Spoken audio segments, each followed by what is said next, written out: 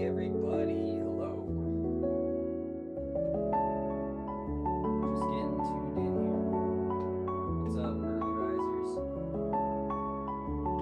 Welcome to the broadcast. Hang on. I was dropping my things. I'm Grove Super PNW, and today we're going to do a little bit of an alternative project. Should be really fun. I'm going to try and make a living ashtray out of a little piece of flagstone that I had sitting around. And I can't think of a better little alternative project to do than this. I think that this sounds really fun. So, hello. And welcome everybody. Let's take a quick peek here.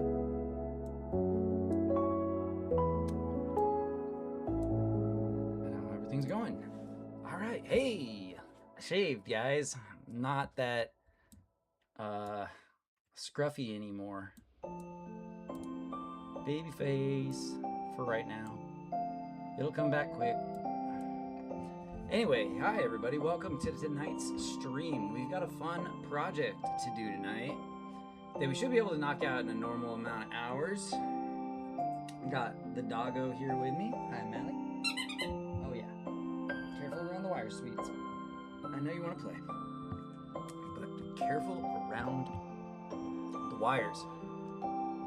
Thanks to everybody for all your ongoing support of the channel. Thank you, Tassadol, for always coming by and hanging out. And thanks to Brian TV for the gift subs. Thanks to Jenny for coming by and chilling with us. Thanks to everybody else who's been so supportive of the channel.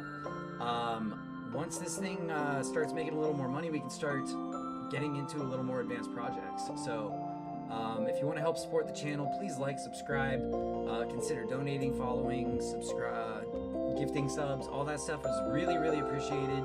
One-man show here, and we work from indoors. So everything is going to help go towards products to help me keep doing these streams, and then eventually towards getting a nice setup outdoors with a workshop. So more on that later. But for now, let's get over to our project scene. What are we looking at here? Okay. Oh yeah, this is gonna be a nice little overhead view. I don't usually get to get right over my shots like this. This should be a nice view. Yeah, all right, I dig it. All right, guys, we're gonna make a little ashtray out of this thing, and if y'all feel like helping, feel free to jump into the chat. I'd love to hear from you guys. All right, let's get down to it. I've just got to set my chat where I can see it, hopefully. Move these things over here. Make sure that we're live on all channels. Hey guys, what's up? All the way across the internet. If you're checking out the VOD, thank you for watching the VODs. If you're here live, please feel free to jump into chat and let me know what you think. We've got lots of options, and it's always fun if I get your guys' input along the way. So let's get down to it. Let's get down to business. I even have a really cool little guy here that might be able to make his way in. All right, let's see. Where a whole bunch of product that I collected today because I'm going to be doing a grass and moss class with some masters and some amateurs and everybody in between in a few days. Unfortunately, my bonsai meeting tonight got canceled, so I didn't get to go get the advice that I wanted on a couple of trees that I'm working on, but that means I get to be here with you guys. So let's get it all popping. Make sure I can see everything and everyone. Hello, everybody. Good to have you here on another cool art stream. All right, we'll stretch and then I think we can get going. I'm gonna turn the music way down for you guys so you can actually hear me. You'll stay here for me for the bops. Hi, Mallory. How you doing, girlie? You guys want to say hi to Mally on camera too? Gotta unwire camera too really quick. See, I don't need to do that. Hi, Mally. How you doing, girlie? You speak to it. Want it? Alright, good girl. Who's the good girl? Alright, you can hang out with me while I'm doing my project, okay? Love having her around. Alright guys, let's try and get this set back up. Camera got a little bit wonky there. Hopefully this setup is okay. I try to keep everything wrapped around this little stone.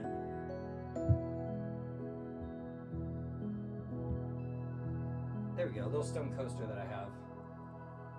Is that an okay view on number 2? Yeah, that's pretty much the view. We can get a little more like that. All right.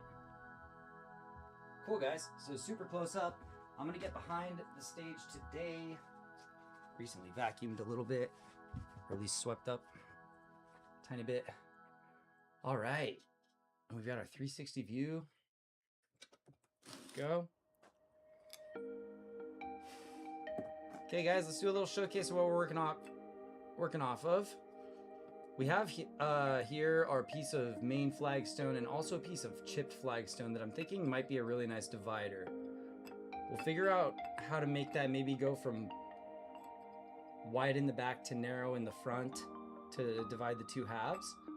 We can even have the bonsai going one direction and the ashtray kind of going the other direction so they can be swept out easier.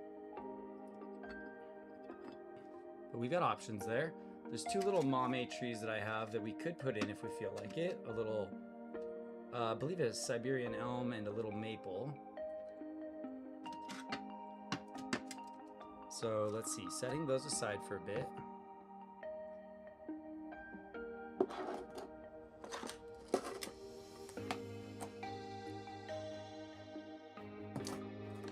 We can also set aside our palette.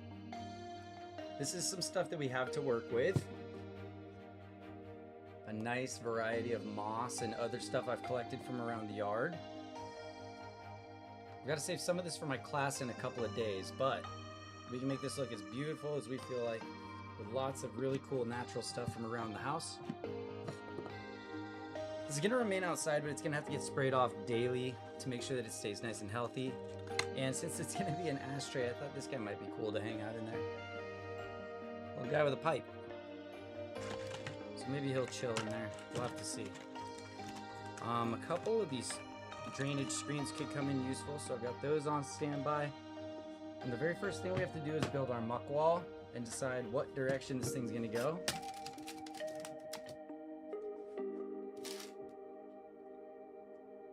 Okay, so what I think I like is the idea of the ashtray working down in this direction and then up to here where it'll turn into maybe moss and have the tree on this side. Otherwise we have more room for the tree on this side, a little less room for the rest on that side. I think I want to take this side for the tree.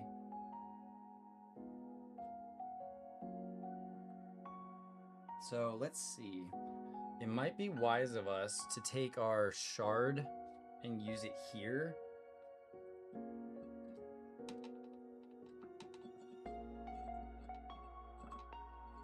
Let me just see how it looks from both directions. It can be sat upright after I get a little bit of muck clay underneath it. It's just a bit long, so it does overlap. It would have to go more like this. Okay.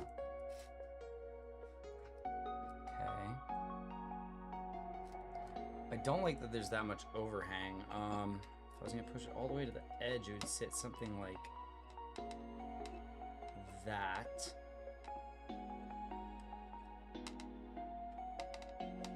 And that may work.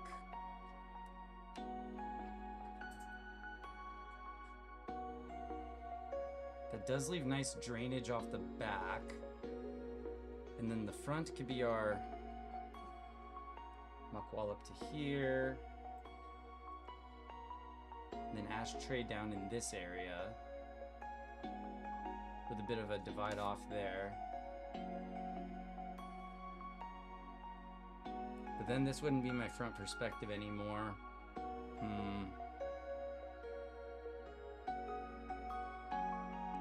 Decisions.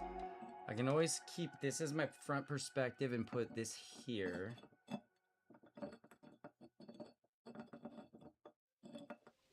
Although I don't want to cut off too much area that can be muck walled.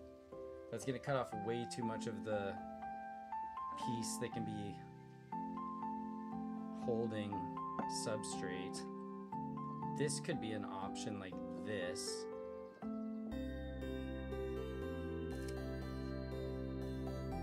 Then it overhangs into the ashtray area.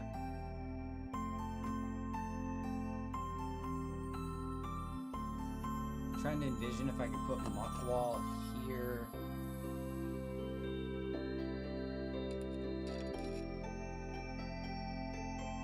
And that's just the little ashtray there. And then I get all of this to work with.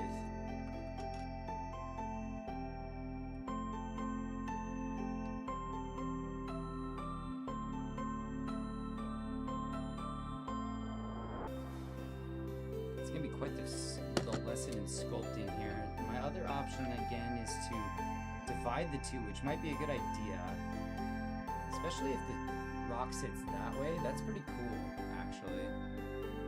And then from this side, use the ashtray. I think I want it to sit like that. The only thing I could possibly do would be to prop it up, which I think I will do, with a bit of clay and muck underneath it. That'll be perfect to get it to hold on anyways. So I like this design just like that. This could be very sick.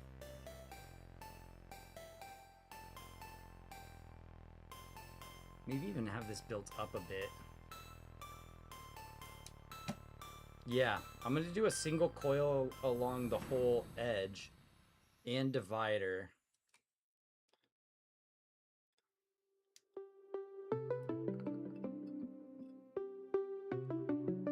So it's just like that.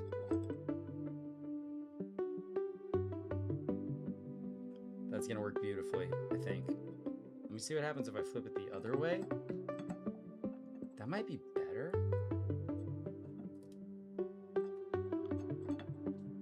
Because that would kind of create a whole wall to the ash side.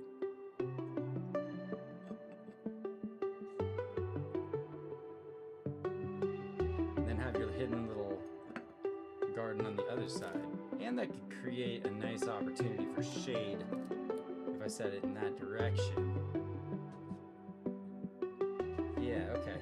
I'm getting a good idea of what I'm going to be going for here, guys. If you have any questions, jump into chat. Let me know. We're going to be applying some really kind of 201 level maybe even 301 level bonsai techniques, just on a little bit of a micro scale here.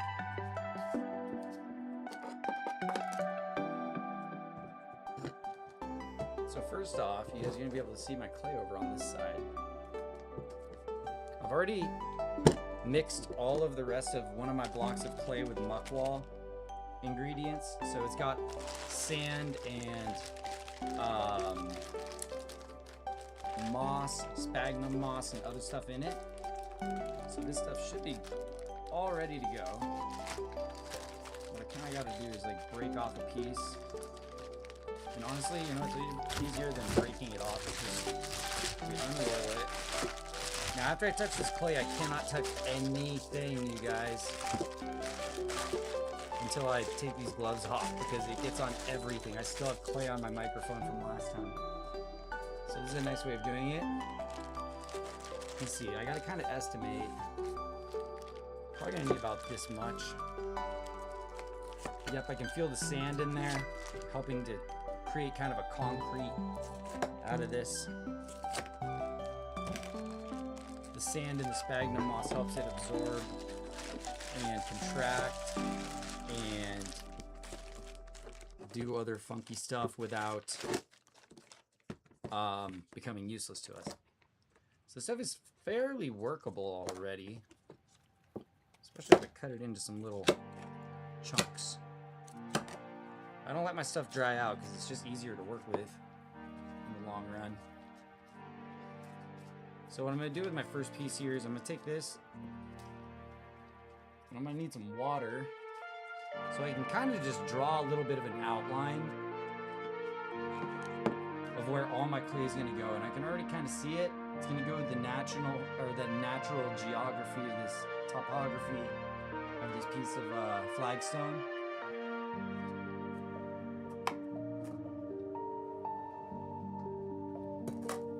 Okay, let's get some water.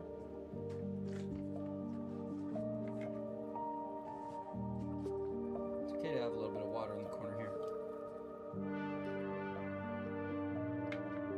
See, now this thing is going to act kind of like a little pastel for me.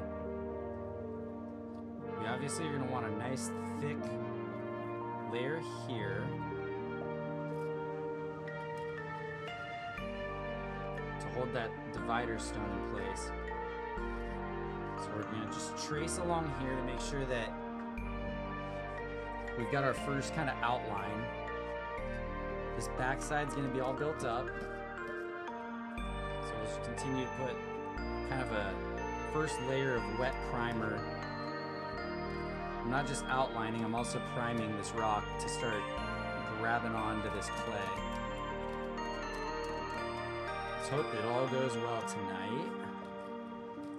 Then we'll have a cool little new ashtray to put out back. Or maybe try to sell. I would love it if people would buy my pieces, because I've got too many, and I'm in it for the love of the game. I make these for fun with you guys for free here on Twitch. So that hopefully I can spread the love of bonsai with all you guys. Or maybe just have a little bit of chill entertainment to kick back and listen to. So yeah, I do appreciate all y'all's support of the channel. I try to make it a little bit entertaining, a little bit educational, a little laid back. Everybody's welcome. All that good stuff. Okay. I'm gonna like spray this with water before I put my next layer on, but you can see there's already a nice little outline of clay here. And some of it's gonna wash away, so I'm not worried if it gets too wide here. We'll worry about those technicalities a little later. Now I know that down in this area there's gonna be the stone coming out. So I'm just gonna kind of make a wide corner to where my wall can be, but also leave enough room that I can taper it into the normal landscaping here. So I'm going all the way from the landscaping, and I'm going, or the edge of this stone here, and I'm kind of working my way in by like an inch. I actually want this to be inwards a bit. Plus it needs to be a little thick. So if I have that thickness here and it works down, that'll make a nice little retaining wall in a way. That's essentially what we're building right now, is a big old retaining wall. So we can put maybe a little bit of Kokedama, but definitely some lava rock and sphagnum in here. And then this backside, I can go pretty much straight up. So I'm just gonna try and make it that nice like 1/2 inch thickness, or what would be maybe 3/8 inch, handful of centimeters. There. Okay, so now I have an outline of how big my little pot here is actually gonna be able to be. So let's start in the back, because that's gonna need the most building up. I've already got some nice little slabs kind of built for me, so I'm not gonna like roll them per se. I kind of roll them, but it's more of a press. I'm trying to press it all into itself, kind of like a Play-Doh snake.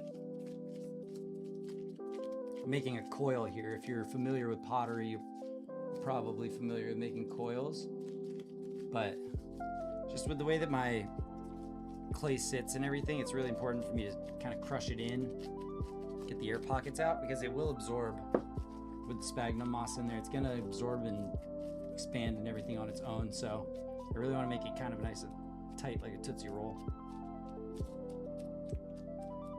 It's kind of a large piece of moss in here I can feel. I can try and like fold that into it. Ensure a nice consistent piece. Because that's the thing, is I mostly, I'm aiming for consistency here. It'll make my life a lot easier as I'm building my coils up and I have to build them into each other. And I don't necessarily need to score this. I can, but really, from the people I've learned from, it seems like getting it just nice and wet along the bottom and then on your primer, and then press it in really nice, and it should stick together perfectly. So see how I'm making these little like clay walls? We're gonna be doing this for a while. And then I can just kind of get my thumb a little bit wet and I can pull all of those cracks together. See, a bit of moisture. We'll bring the clay right back together. And during my final polish, I'll make sure that everything's all nice, not drying and cracking and separating, but a good foundation is important. Now this isn't going to be holding a whole lot of substrate. This is going to be pretty easy. Let's get this back wall started here, because then I can work towards the front and then we can put in our stone on the back. We need more water than this. So I just got this nice muddy water here. It's in the corner of the tray, and that helps me make this nice little muck right here. This is gonna stick to nicely. Put more water. Oops.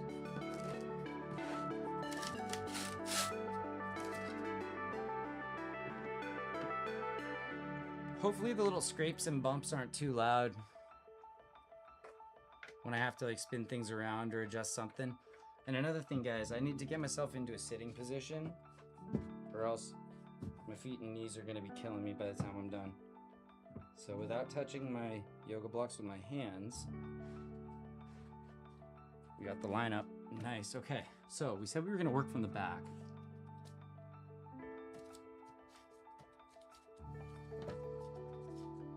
Oh yeah, this stuff gets sticky, icky right off the bat. Okay.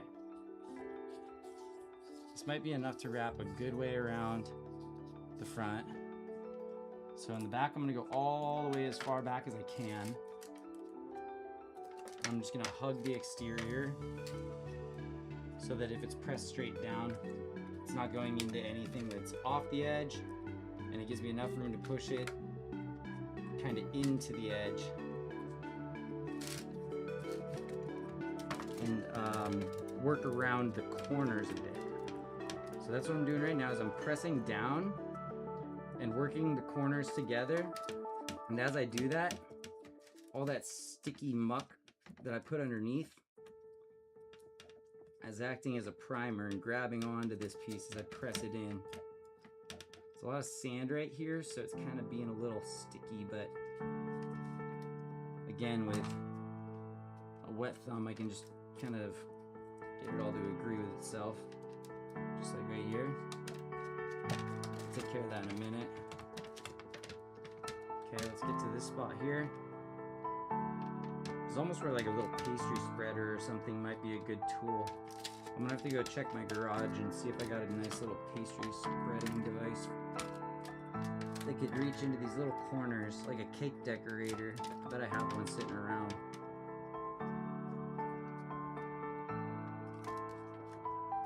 Something a little more flimsy than the Okay, so this is gonna be a back anchor point right here. So I'm gonna really kind of build this bit up, because this part is important for the structural integrity of the entire project. This is gonna be our true north. There. And I've really gotten it scraped into the edges so that it really seems like it's just part of a conformed part of this, like I said, topography of the rock. Just like that. Now I'm gonna do the same thing. I'm just gonna get my thumb wet again and just like get everything sealed in on this side. Starting with that anchor point that I was talking about a second ago, right here. Creating a nice spot here. I'm actually gonna fill this in with a little bit of extra clay because I don't want anything pooling in here.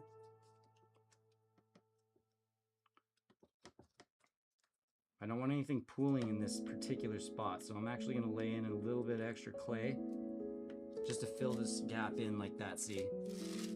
Because having a low point exposed like that is gonna definitely open me up to having the clay decompose under watering conditions and just outdoor conditions in general. But we're getting a nice solid bottom layer here. This part can press down a bit more, I guess.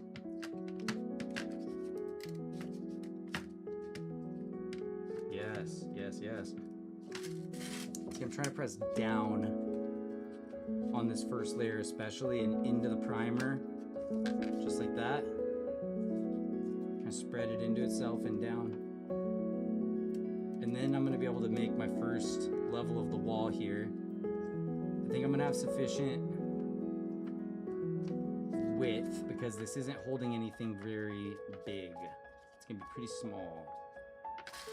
So now it just comes down to me being a little bit of a perfectionist and wanting to smooth my edges out a bit.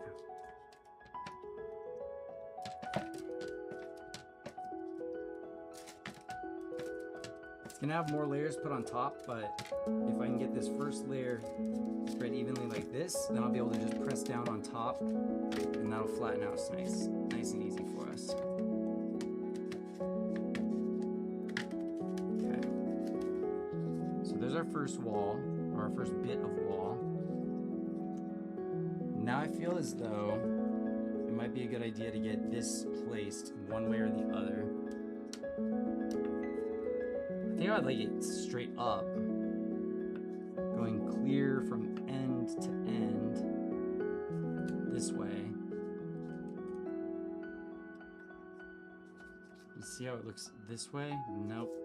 It's got to be pointing this way for sure. So we'll just try and make it set up and right. That means I'm going to need all of this to be filled in as clay, and then we'll have the whole ashtray be in here. Okay. So what that means is that I'm I'm gonna do this. I'm gonna grab a couple of little support rocks to put underneath and build that into the clay. Just try and find it like a nice stone that might fit under here. Smaller than that. Like little tiny pebbles.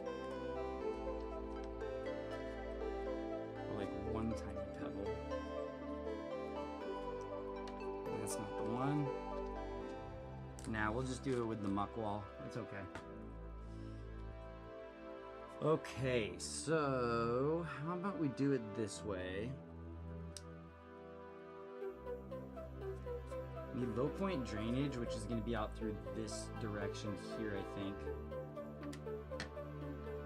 Pretty sure this is my low point drain.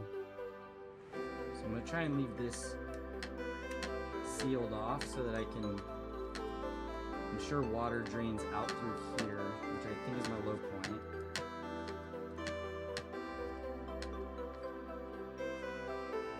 And that actually opens up a nice little option for the landscape here.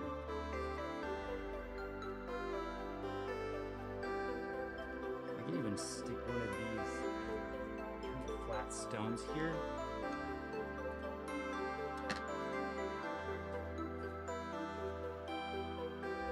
There. If I stick this flat stone in right here, it's going to help be my edge guard. My drain guard. Just like that.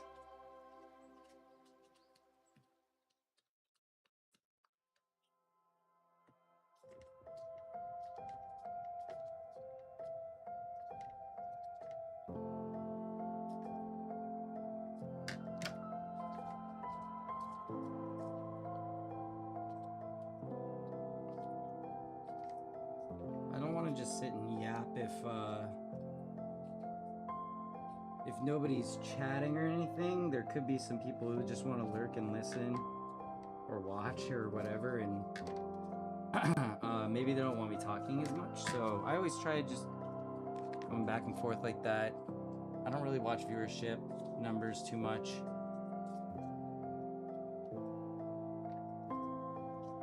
Try to stay focused, you know. Okay, yeah, so I've definitely like built this stone into the end. That's gonna encourage a nice drain here. Then the back end over here is gonna be the other edge of the drain.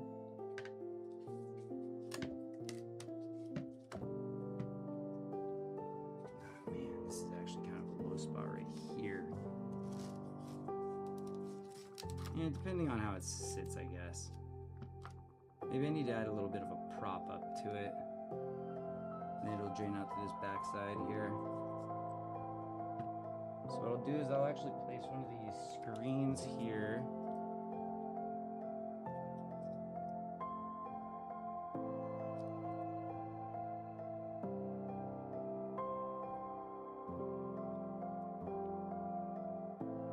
Oh man, I gotta get up and take my gloves off for this.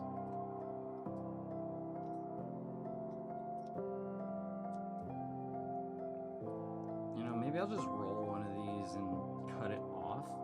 Maybe that's the way. I'll just use some sharp scissors later and cut this. Huh.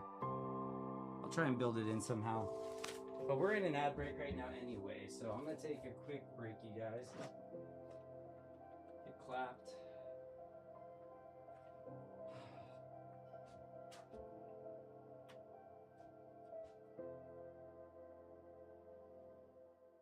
Just a little break for what, 3 more minutes while this ad break goes?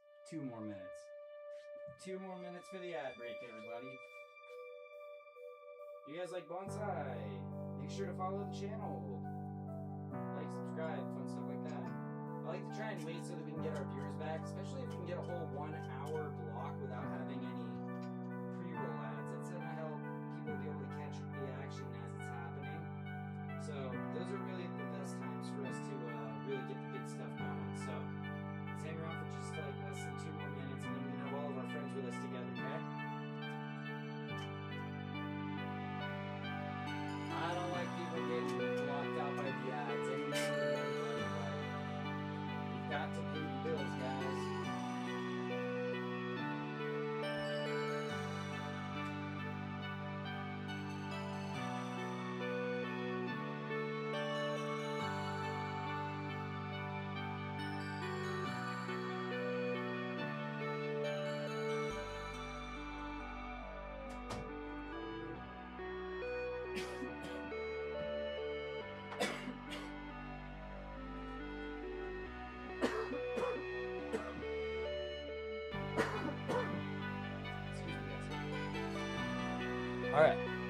package work. Should be back from ad break in just about 3 or 4 seconds. Oh, 34 seconds.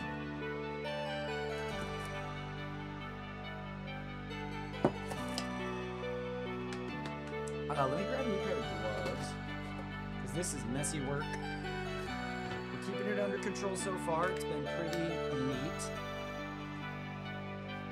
And this back wall is starting to have a chance to dry out just a bit. It's still going to be pliable enough for me to apply my second layer, but we're probably only going to need like 2 to 3 coils max for this piece, or at least the bonsai side. So we'll keep building away. Let me see, I've got to find a piece that I think is getting an appropriate bit for under here, and I think that matches exactly. Look at that. So what I'm going to do is I'm going to prime the bottom of this thing. We're going to prime the bottom of this just like this, and then we're just going to put our clay right onto it. I'm being a little bit just rough with doing this to spread one layer. I need a full layer of clay here because it's going to be adhering completely to clay. It's going to be totally suspended.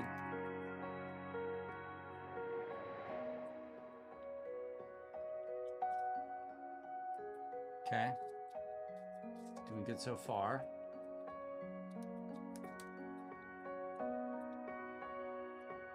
And you guys, we are still in the very intro phase here of this whole project.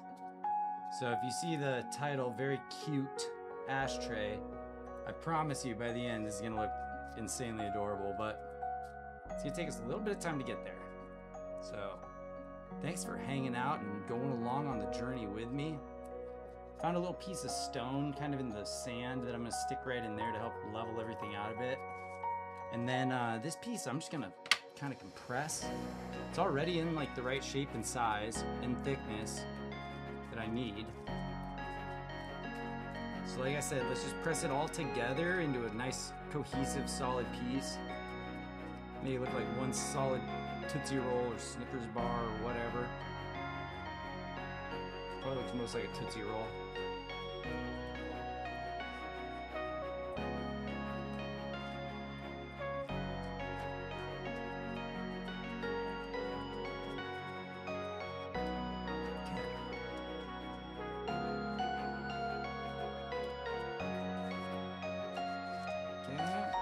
It up.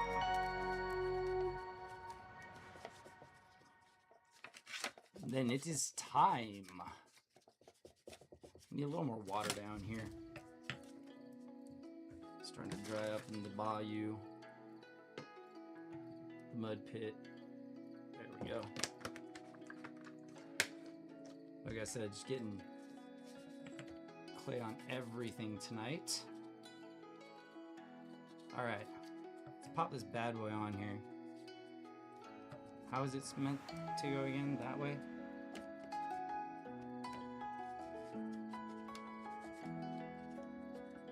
And then we're gonna wanna kind of just lay some foundation all the way from front to back on this.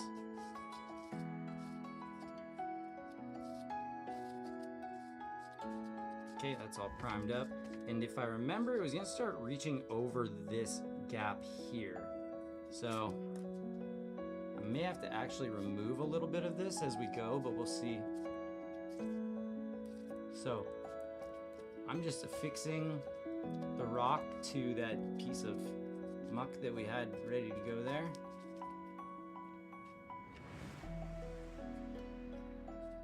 All right.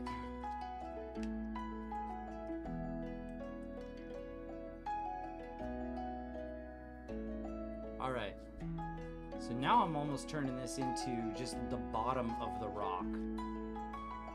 Almost can't even tell where it ends and begins. Especially on this nice smooth side on the back, I appreciate that. And then it rolls over perfectly there.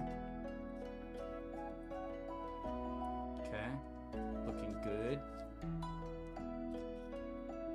I should start doing commissions. If anybody wants a bonsai ashtray, let me know. happy to do commissions, customized, just for you. I don't know how I'm gonna get it to you. You have to be in the United States most likely, and it's gonna cost a fortune to ship.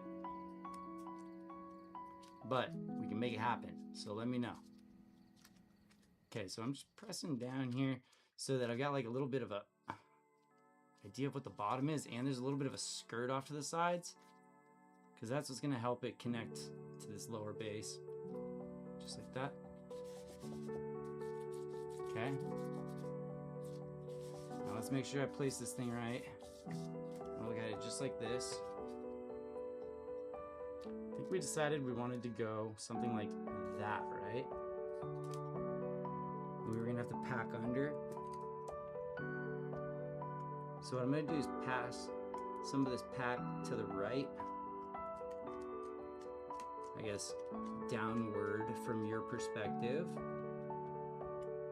so that it can sit on this ledge a little bit better, see? Now I've got the ability to kind of push this thing all the way in. Let me try this.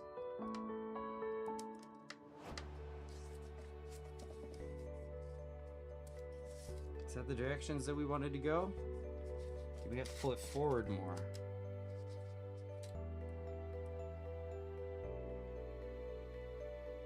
Do we have to angle it more? So we can. I think we needed to go like this. Yeah, we're just gonna have a nice... There we go. Okay, so what happens to be the issue here is that I have to push some of this underneath as backfill here, and then we're golden.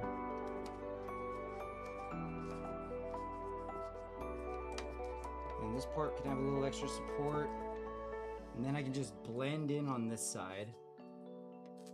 Perfect, perfect, perfect wall to have our bonsai against, because we're gonna have all this altitude to work with that we don't have to build up, and I don't have to worry about corroding away. Just this first bottom layer, which I'm gonna keep putting new and new layers of adhesive over it as it dries a little bit. Not only to build it out so it looks better, but also to make sure that it's built out to last. It's looking like I need a little bit of a patch piece right here.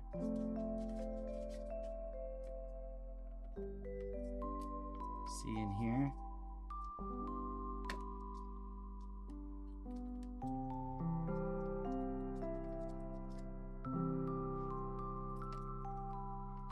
Okay.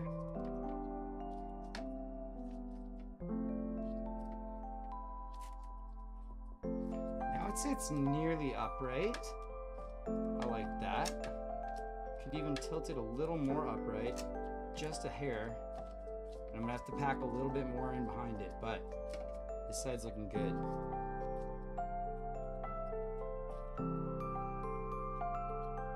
Goes all the way to the back. Perfect. And leads to a little spout area where I'm gonna have my drain go, so that's perfect. On that back end that I was a little concerned about being low, where we may have drainage problems, this whole little area I can just block off. Okay, I gotta do a little bit of structural work here to make sure that this rock stays in place.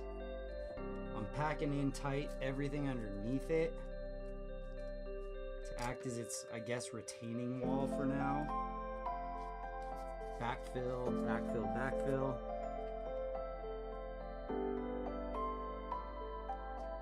From here I can actually push in.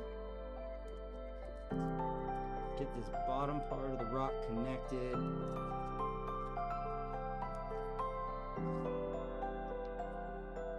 I need to set up like a POV cam. If I could get my other camera attached to my hat, maybe that's the way. If I did POV cam and just didn't talk, I bet people would love it. Maybe I'll try one of those one of these days.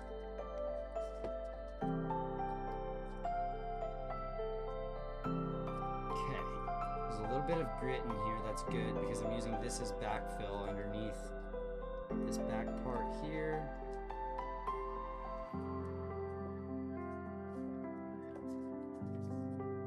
See how I can just keep packing more underneath this stone to keep it in place? That's exactly what I'm going to do. Especially when I find the little pieces of pebble that are inside of the sand I used as part of this muck wall substrate. Yeah, it's getting pushed up even more straight. Perfect.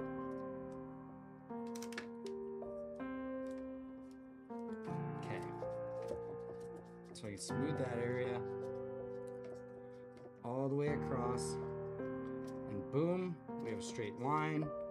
Now let's fill in.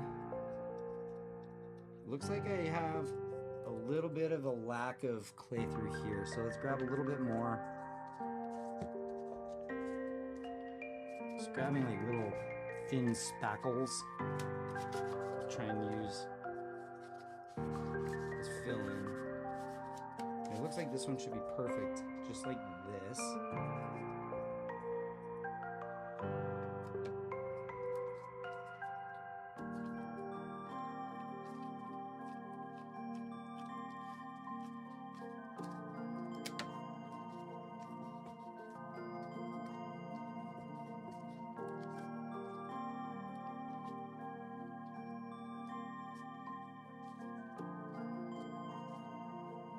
Okay.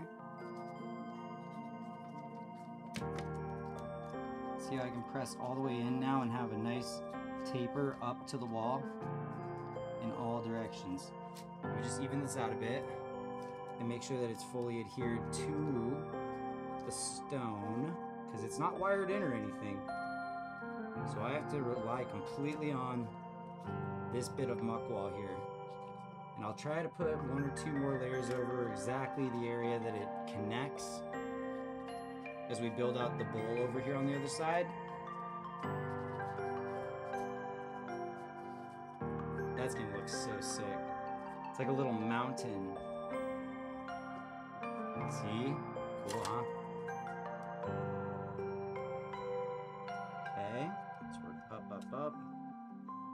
I'm doing the same thing on the other side, just making sure that all edges have a straight line down to its, I guess, structural bottom full of clay, so it doesn't end up coming undone. And I feel like I could use a little extra structural back here, even though it is going to be backfilled. And it's pretty strong on the other side. I'll just put 1 little row of cement at the bottom.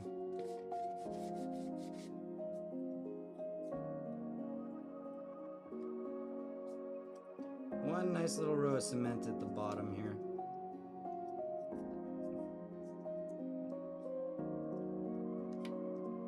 Nothing too exciting. I just want to essentially make it look like the stone goes straight down. If it goes inward, if it concaves, because this isn't even anything you're gonna see. It doesn't need to hold more substrate. It needs to be a solid connection. So that's what we're focused on. This isn't where I'm trying to squeeze in as much substrate as possible. That'll probably happen in another area.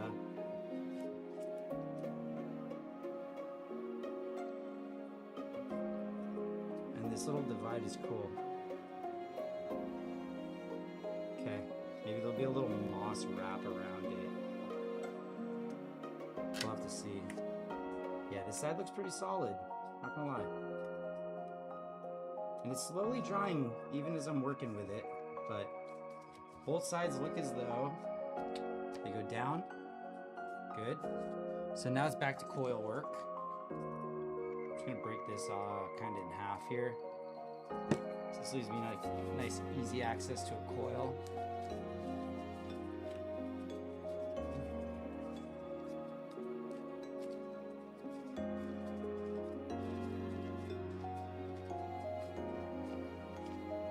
Not always getting the biggest crowd for these shows, but that's okay, guys. I understand this is still a young channel and it's hard to get discoverability on Twitch, especially when I'm not putting in all the work to be posting the YouTube shorts and everything else like that. It's something I should be doing just purely for the ROI, you know, getting more people into the channel. the time I put into it, I think can help grow our numbers a lot. It's just, I've been going through a lot of transition recently, so it's been hard to keep up with some of the projects. There's even been some projects I've wanted to share with you guys online, but I just had to do them in real life because I've been falling so far behind on some stuff. So thanks for hanging out with me and having that persistent spirit to keep coming back. I really do appreciate you guys. So on this corner, I think I'm gonna actually go all the way out to here. So this could be moss going straight up. And this is where we start to create the bowl of our ashtray. Okay. Seeing areas that I can even start seeing the cracks forming as it's separating, and I can keep just going right over them to make sure that this is a nice solid base as it dries. Because it's going to want to separate and crack, and the sphagnum moss and the other additives do help. But giving it a little bit of TLC as you go along is definitely a good practice. I'm even seeing some spots that I could spread a little further to the right to make things nice and straight taper here. Cool. Alright, I kind of want this to start setting in place now. And then we have a nice stone here for drainage if we need to like tilt it and do like a manual drain. This piece should make a nice edge over here, so let's go ahead and pop it on. Let's get some more water. How's your guys' night going? I hope you're having a good one. Enjoying some chill time here with me hanging out. And hopefully the beats aren't too loud, especially compared to where my mic's at. But if anybody is inclined to give any feedback, please let me know in chat. I'm always open to feedback to make this stream better for you guys. Changing a camera angle or turning a mic up or down or anything else like that. Say more, say less. Okay. So this wall is gonna go, I think, all the way to this far edge. So let's get our little primer stick. Oh yeah, it's like there was already some wet mud here, so it just mucks right up. I need a really solid connection through here, so I want to fill in any like dramatic gaps or divots in the base, the base stone here I'm going into. So in this I'm just gonna spread all the way up. So I have a feeling that this whole bottom part is gonna end up being a layer of clay anyways through here. Although maybe I'll brush it off because I like the stone look. We'll have to decide. We'll see. Alright, let's see if we can get you guys a good view of me plopping this thing on here.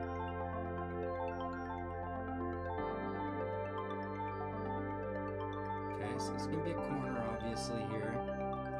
And see how I just press down along the architecture of the side here? A straight wall up. Easy peasy. I'm going to be covering this in moss, so this is going to look dope. Now I'm just going to work from the top down in this type of motion. Top down. Just to get everything adhered. And then as I spin it around, you guys will be able to see it. I'm kind of snaking it along the edge of the stone here. Snaking it along the edge of the stone, pressing down into that primer and starting to create my flat layer for the next coil. Press this one just all the way across, really. No problem. And then usually it's going to get a little bit like fat in the middle, so you can take that middle fat part and just kind of press it down into the stone. And it'll result kind of like that.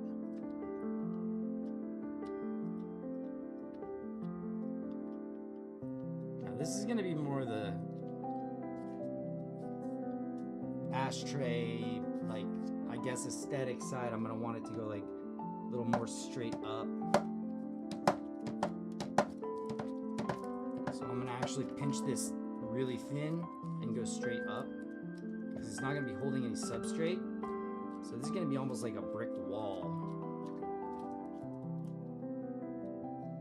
And I do need to rub across the inside here.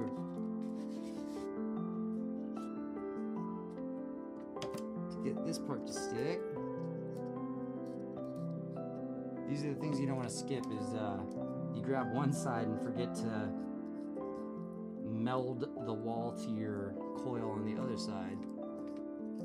That's really asking for it on the inside to get, uh-oh, one of my gloves broke.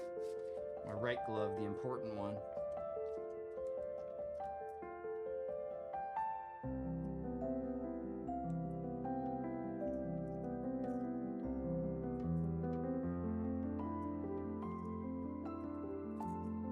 Okay. So that's been stuck on there pretty good. Nice thin, straight lines. Cool. Okay, so I like where this is going so far. Let's try and get one more wall in before the break. The ad break. Well, that will give me a good chance to let this first layer kind of dry out a bit. So let's try and get this wall on here quick here. About like that. And this is where we're going to see our connection, you guys, up here on the front, right about here. It's going to be a pretty solid line all the way across connecting these two. Or at the very least, the one side over here to our center. That's looking pretty close. So we'll press our little Play-Doh snake, give it a roll in the mud, and make sure that we're primed.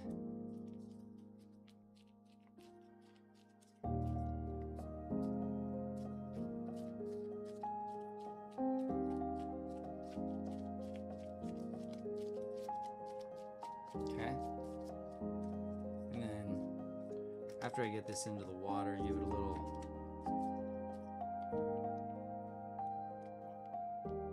bit of surface press. That'll all come back together into a nice solid wall for us on this side. There we go. And nice solid wall on this side.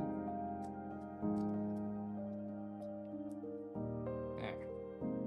Some people are diehard about coils. I kind of like the planks. I like working in plank method. I'm sure somebody out there will be mad about it, but that's what we do here.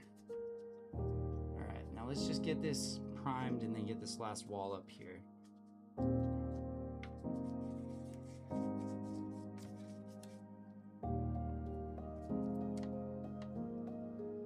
It's gonna go all the way out, so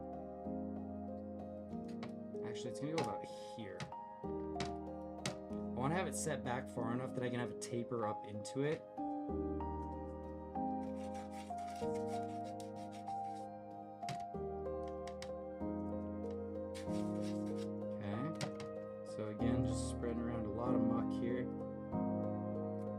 Extra messy. It does not matter. This is all getting covered with tree and substrate and everything else.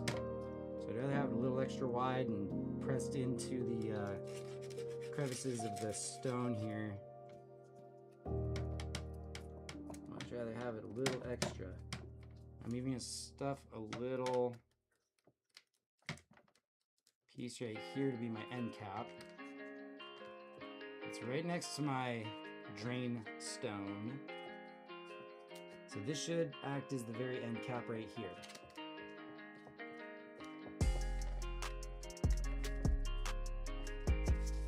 Okay.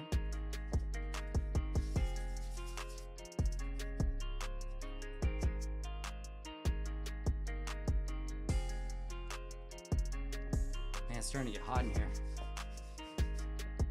Oh, I can't wait until I can have an outdoor studio with you guys. It's gonna be so much more dope. Okay. Yeah, this clay is really soaking up the moisture, as you can see.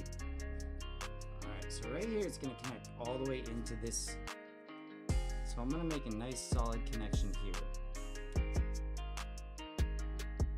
All the way up at the nose. It's gonna almost completely wrap over the nose. And then this piece is really gonna be structurally important to the whole project. So let's make sure that it gets put in the right direction. Yep, that all looks good. I want it to be worked down into the stone on this side in a way that it kind of tapers up. So I'm gonna let it kind of press this way. You can kind of tell, like that.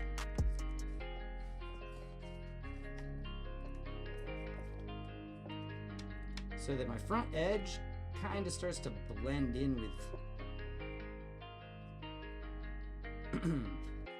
the stone form. Okay. Yes, yes, very good. This is all looking good so far. And at the same time, I'm kind of pressing in on this front part because I don't want there to be any water pooling in here.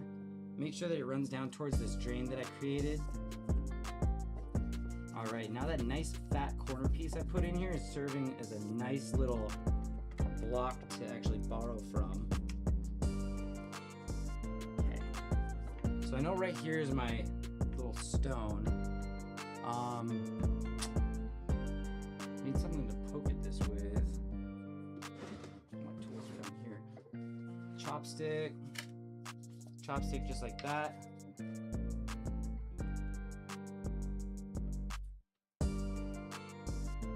Alright, and I'm just leaving a nice little open area next to that one rock that I put in here. So it almost creates a little shield over it. Hopefully it enshrines this stone so that it keeps our drain nice and healthy here. I'm not going to be overwatering this thing. It's going to be mostly getting sprayed daily. It's kind of the sprayed a couple times daily if it's outside, because right now it's pretty hot. Alright, so now I'm going to work down in here. You guys can see good from back that way. Pull back my stick just a bit so I can actually work this in. There.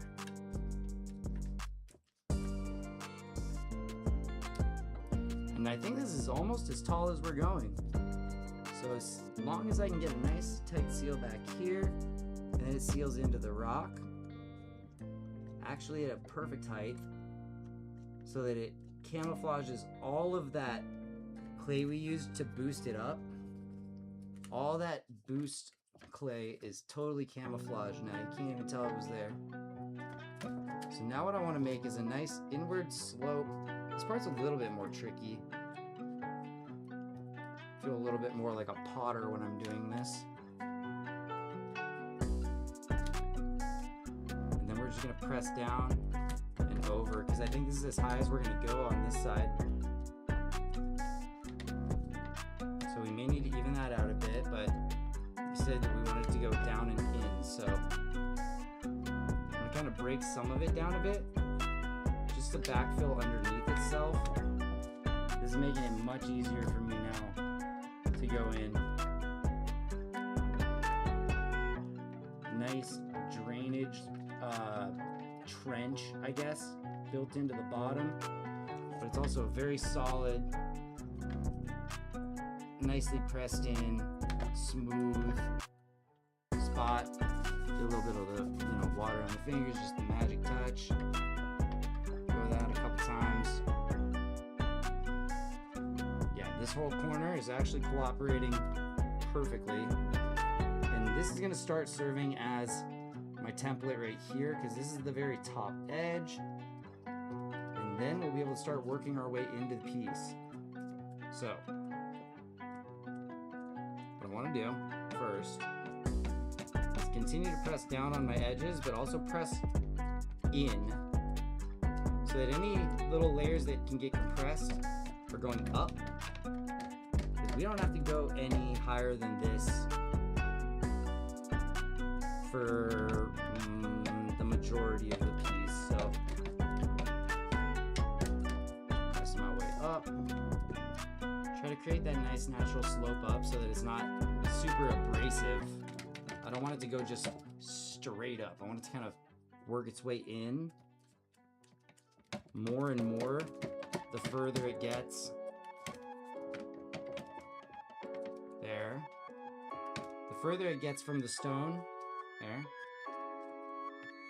And now we'll have to build up all of this obviously to be level. We can do that. These are going to be much more thin slices here. Kind of some long, thin slices.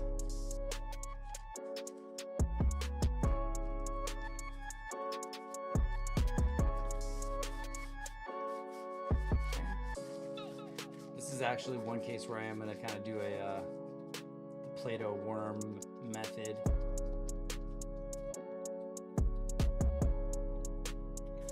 A nice coil is going to serve nicely right here.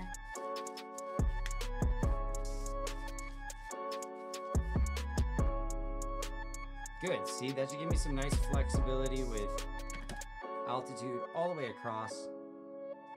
Perfect, I like it.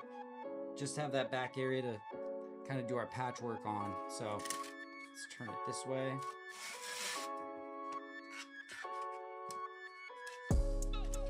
Like I said, I'm gonna leave this one as more of a coil.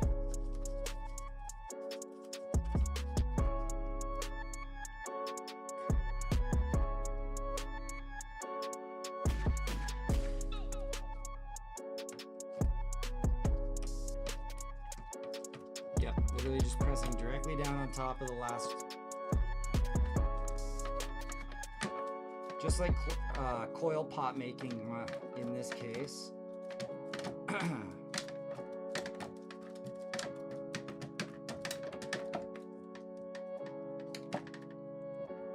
Now we can start pressing everything together. This is gonna look great. All right, so I'll start with this outer piece and you guys can tell me how it looks. I'm pressing both up and then down. I'm pressing up to combine and then down so that we can get a nice flat. I'll show you guys. I'm pressing kind of up to combine the two layers. I'm gonna do the same on this side. Actually, I'm gonna press down. I'm gonna do the opposite on this side. I'm gonna press down to kind of combine the layers. There, and push all the excess off.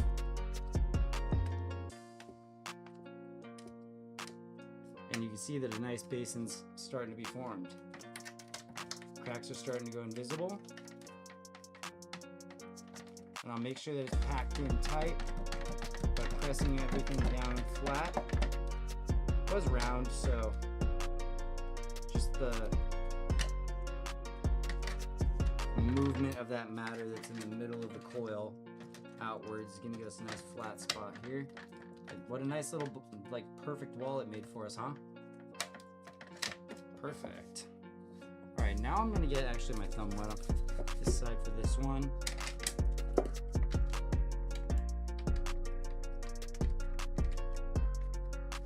Sorry, this guy, this wall has the opposite perspective for me to show you guys, unfortunately. Because I've really got to look into the deep pockets here. Again, we're gonna make sure that it's kind of slowly working its way up, and it doesn't have to be too thick. It's not gonna hold a whole lot of substrate or weight behind it, but it does need to survive air drying. So I'll put some sphagnum moss all over the outside of it to finish off the project today. And then we'll let it dry for a day over the sunlight like that, under the sunlight like that.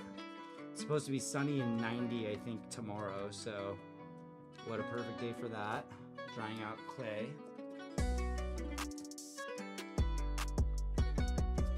Okay, good. It seems like our drain hole is holding strong here. So we'll just leave that be. I'll actually run it further in. Man, I'm hot. Oof. I can't touch my stuff. Ah! I've got the Midas touch challenge, guys. I can't touch anything or it'll turn to clay.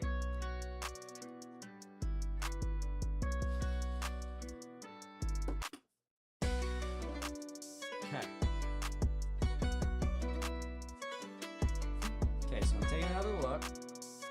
I'm finding out where the top of our geometry really needs to be with everything.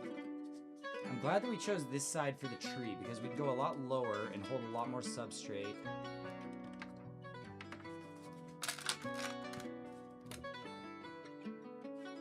And then we'll have one additional drain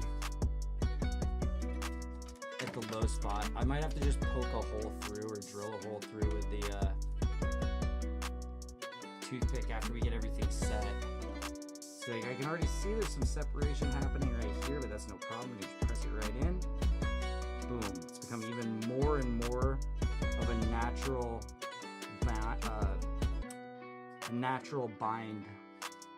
binding. Perfect. This is looking so good.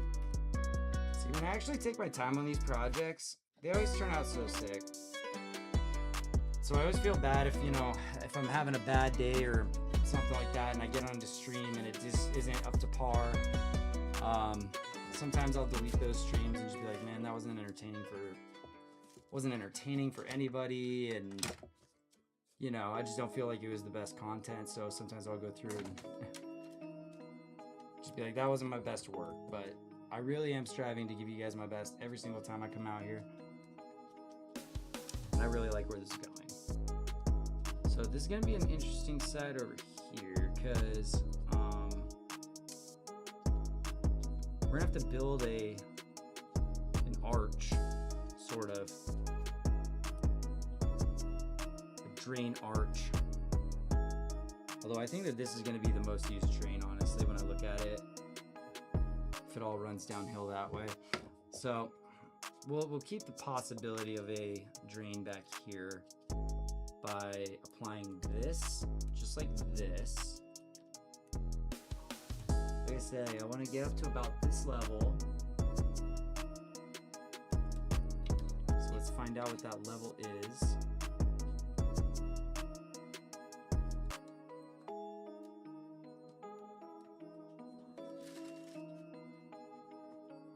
About like that after I press down, probably. Let's see. As a matter of fact, I will stick a pebble in here to be a drain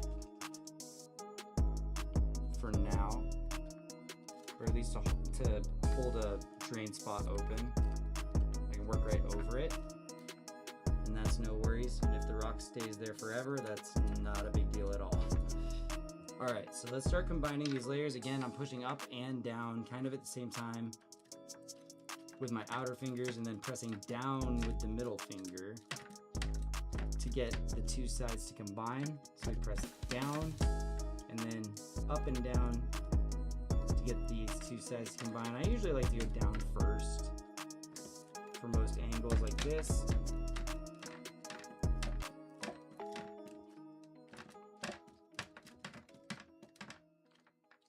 And then honestly going off to the sides, it feels like is the best move here. So let me just even all that out. Yeah, this is turning out pretty good here.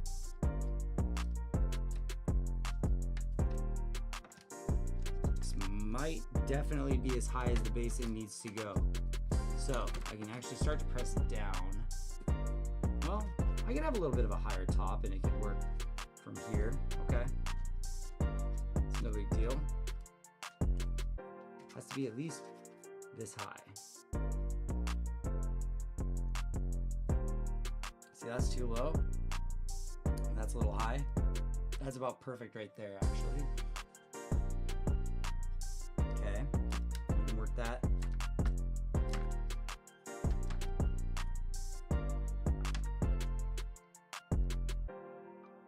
Okay, just using the toothpick as a level, approximately like that.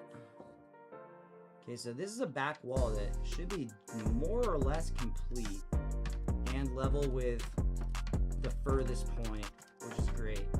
It's a good spot to be.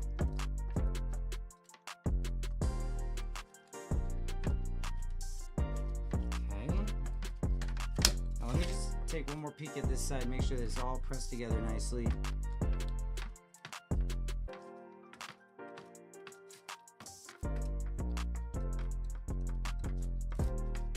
Start to blend it into the next block going around this way, especially areas that are a little thick and then can get pressed down more. Okay, I feel like I could thicken this bit up here back on this side. Okay, let's see what we got to do here. This is gonna be kind of a weird little like rounded piece. Fill in this block. So let's just get this thing moistened up and try and shape it into the shape that we want here. This could be a one piece plug and play.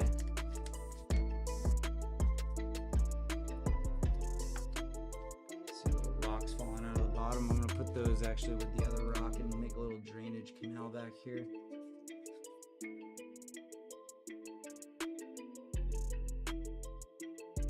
Stones can just sit.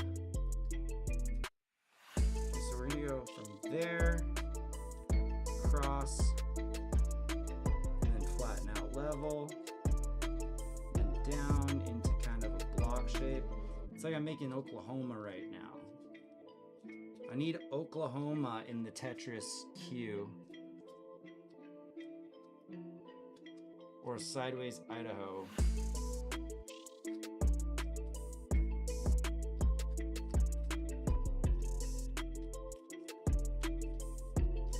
I'm just kind of forming this entire block to be plug and play here. And let's see how it fits. Might have to press it like short and stout and together a little bit to make it, you know, thicken up in the right spots. And then I'll be able to pull it down and into everything that I need here.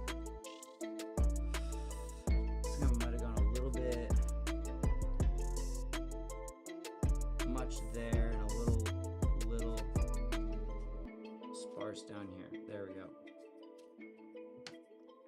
Okay, so luckily I have a lot of really good infrastructure surrounding me right here because I need to kind of press into the rock and down and then press into this piece of block that was kind of going over. Seal it to a brand new spot on flagstone, okay, and then make sure they go straight up and down from there.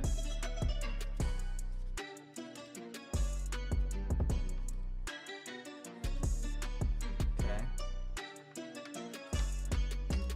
I'll just press this bit together.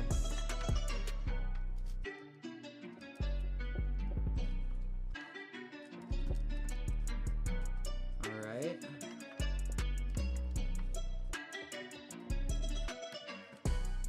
This could actually work really nicely as a high top back.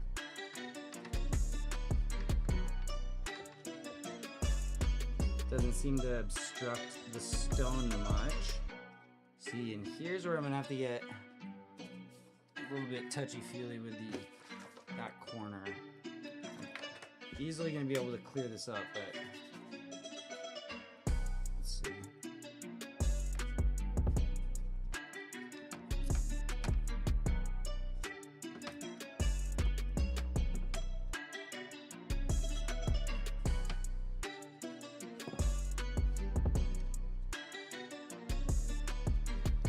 I think I'm gonna have to put a little bit more girth onto this. Depending on the way that the weight is going, it might be a little more load bearing.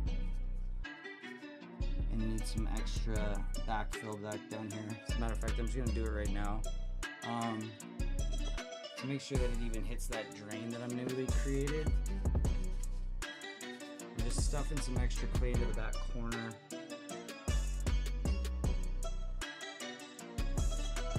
Yep, there we go. This continues that kind of drainage ditch pattern all the way to the spots where it's gonna drain out. All right, I can feel that it's adhering nice to all edges. And you know, this is actually a little bit that I can backfill just a tiny for the sake of the stone. Just to hold the rock in place a little bit better right here. Stuffing one more bit, and I'll spin it around and you guys can see how this wall formed. There we go. Up and over our gap here, while maintaining a good thickness. There we go. Nice.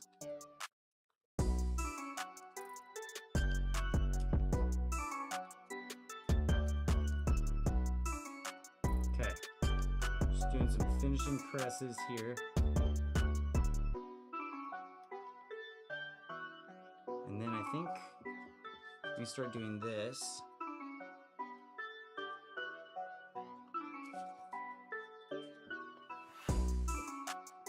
I'm just gonna start pressing it down to that level. And then now's when we have to start building up this side to here.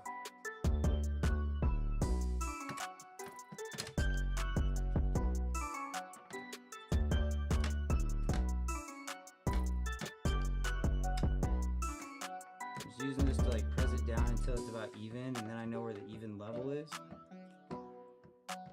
And then I can shape and form from there. Okay. There.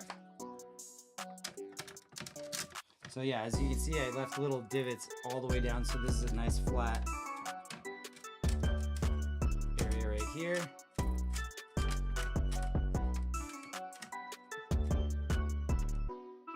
Kind of like the idea of leaving this back part kind of flat like a shelf like this. It's kind of cool actually.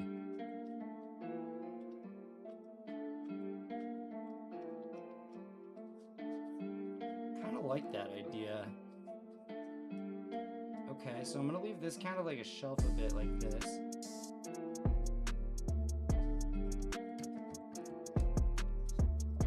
Okay, so let me just press the back sides down because it's gonna be more natural shaped off the back and the sides. That's where you want it to start blending into more of a mountainous rock formation. You can have little ins and outs. As long as it's structurally stable, you'll be good. Okay, so we can pretty much see that we need about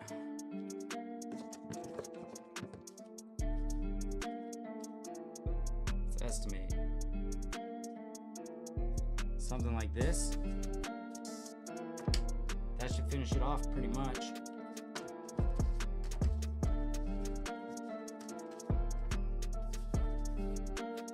Or at least this side. It should finish off. And I want this side to dry for a little while before I start to apply any plants in there.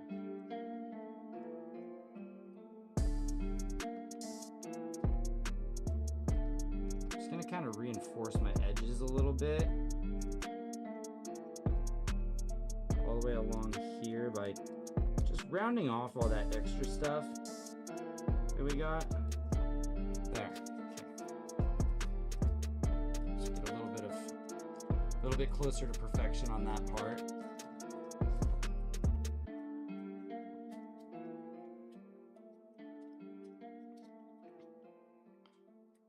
So if somebody takes 4 or 5 hours to make a living ashtray out of real flagstone, and I had to use all my muck ingredients from hand, drop a comment. How much do you think something like this would be worth?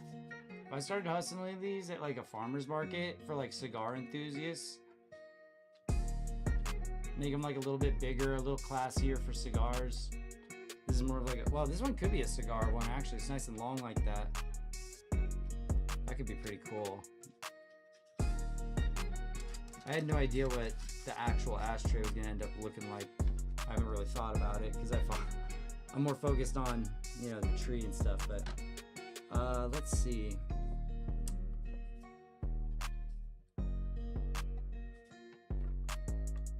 I'm gonna go ahead and just loop this corner here like this.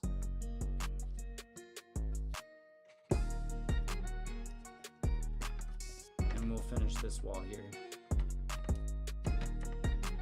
Okay, so pressing down, pressing across, trying to mend anything that I can, trying to even out clay where I see it's a little uneven.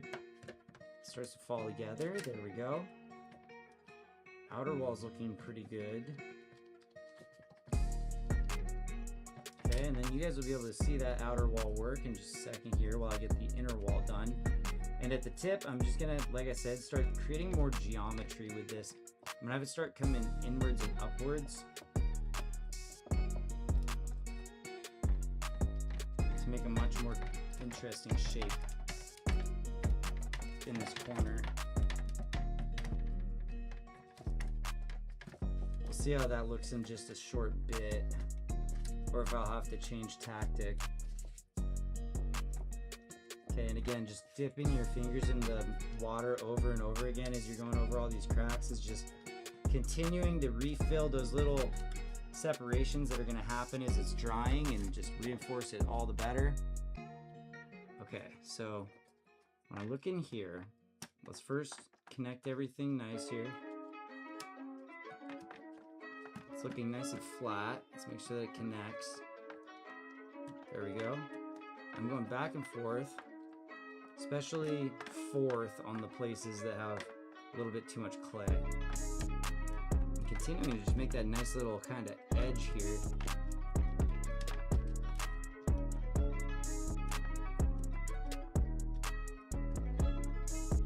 There. Really contribute to like pushing this part out a bit so it can hold more substrate. That's good. As long as it doesn't start separating. And we've already taken care of this corner, luckily, so it's just kind of the top part going over the ridge here, where I think I do want it to start holding some substrate down in this area, especially for drainage all the way down to the drain hole. So, take another look from this side. It's actually looking really good. It's starting to create like a pot effect up and over. So now we're at the point that we just have low front, and then I think we're done. One more across here. Not done, but we'll be done with this segment.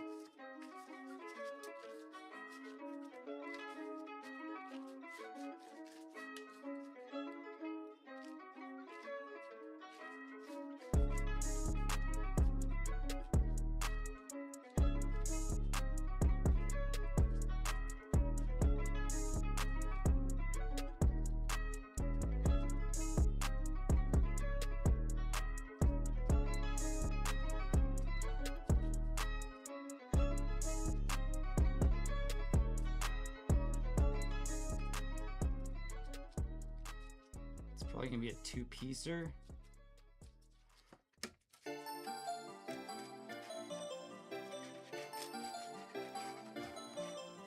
First off, we got this action coming up this way,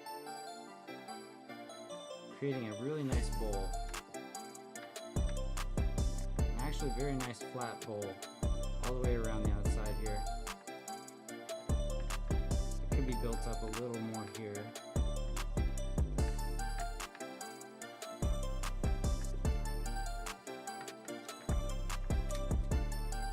I'm actually keeping this at like a very safe width.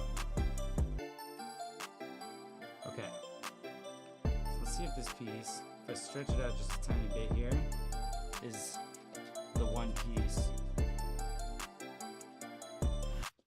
I think it could be.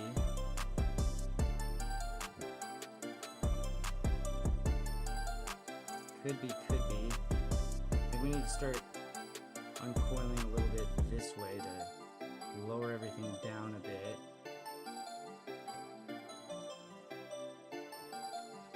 then from here, it starts working its way up, right, like this.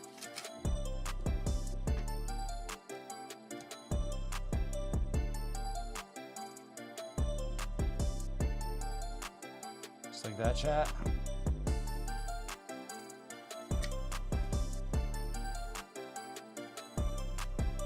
There, I think that makes a nice little natural feel to the rise up, and then it's just kind of like flat panned off the bottom. So now I just got to get pressed down on the inside, get it all nice and conglomerated together just like this. Pressing down on it again to combine our coils. Running another layer across the bottom, and then just working my way all the way up to the most recent coil so that it all integrates nicely. Work around this corner here. So I can see this is a place where, you know, 3 or 4 different pieces of clay ended up coming together right here. So be extra attentive to that. And then we get our nice little slope inwards here as far as we can, really, until it's even with our back retaining wall. You know, I'm kind of glad that the bonsai meeting got canceled today, because I wouldn't have been coming on here to do this with you guys if I would have gotten home after that. So thanks for being here if you're here. I'm having a fun time with this. Kind of weird little alternative project, and then I think this can work more naturally into this, where it's more like this type of thing going on.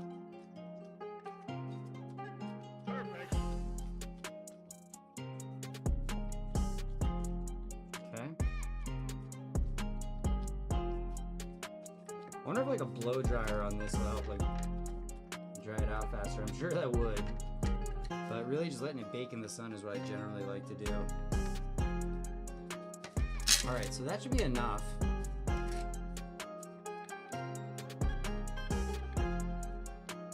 Smooth this out. And then smooth down this whole edge here. This isn't going to be bearing any weight really. It's just going to be like decorative kind of encapsulating on top, so it's not going to have any weight on it. So I want it to feel like it kind of climbs up into the piece like this without going too far, because then it makes it hard to water. But then this back part is just a solid shelf. So let's get our toothpick for our toothpick level check. Where did my toothpick go for my toothpick level check?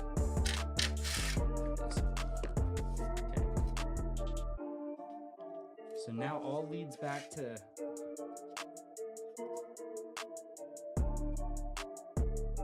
perfect. Okay.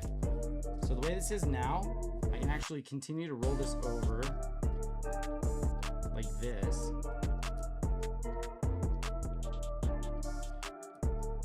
And this is going to create the perfect illusion of going from wall moss into the moss covering the piece, while also leaving plenty of room down below for substrate. There. Okay, just checking. This is a really solid back retaining wall. That thing's gonna be solid. Alright, so next thing I'm gonna do is just one more layer along the bottom edges.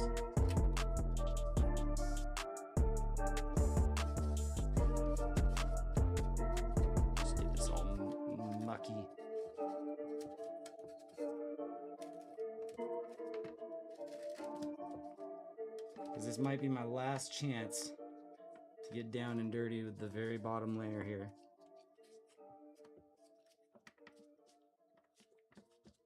We're gonna give this a chance to dry out for just a few minutes, and then we're gonna be able to do one more repair run over it, mist it down and everything, start putting some dry sphagnum on it so that it can start drying out and curing. Sorry guys, I see a little bit of a disruption here that could be a little cleaner. Nice, nice, nice.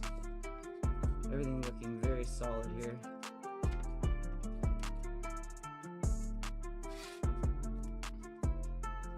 All right, I think we did it. That's that side. That's that side at least.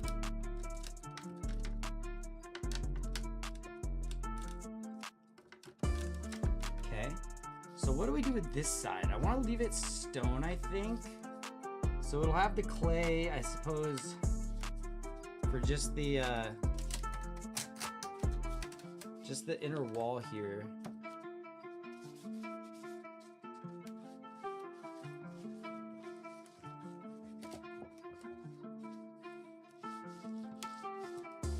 I think I'm gonna get this just straight, like straight on this side, and then natural on the outside. So it'll almost look like pressed along this side.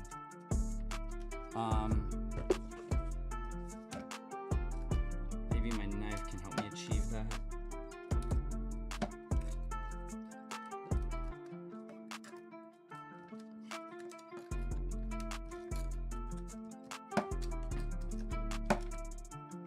There. And then on the outside it can look more natural like this, where it kind of rises and lowers, and we'll have maybe some moss growing on it.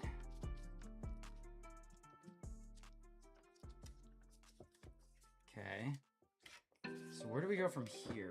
I think I want to leave one side open so you can like easily wipe it out to clean it, which is probably gonna have to be the back, which is also the high end. So then this side is where you would end up leaving your little cigar. So how can we make that work? Maybe a stone here, or a set of stones.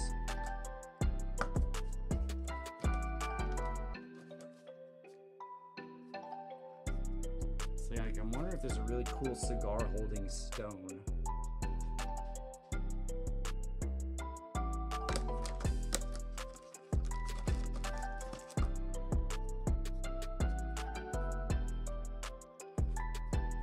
Like something simple that just happened to line up nicely.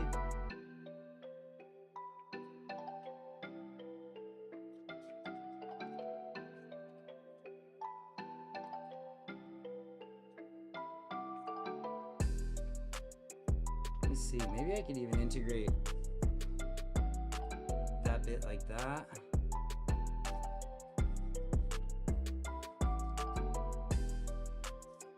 Okay, so what I gotta do here is formally work this out a bit.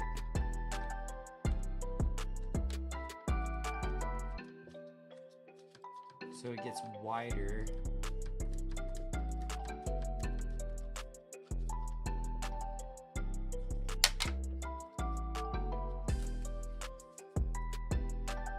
But it kind of maintains its natural look. Okay, that's better.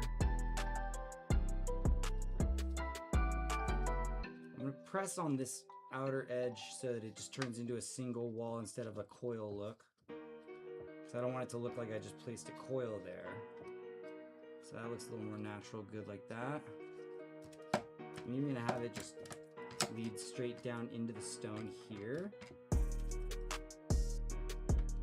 Maybe I'll just set a stone there. Maybe I don't even need to like inset it.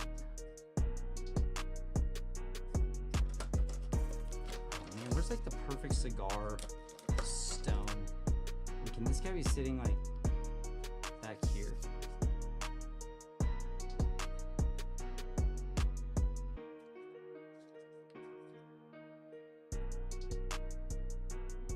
Dude, does it fit perfectly?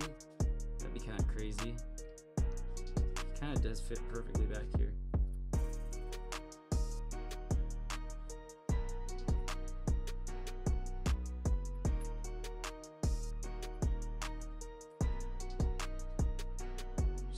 sec.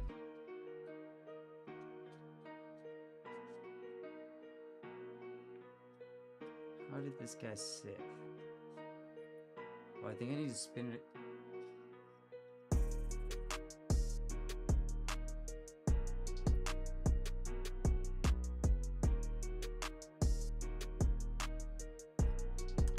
Bro, that might be like the ultimate. Just set this guy all the way at the back.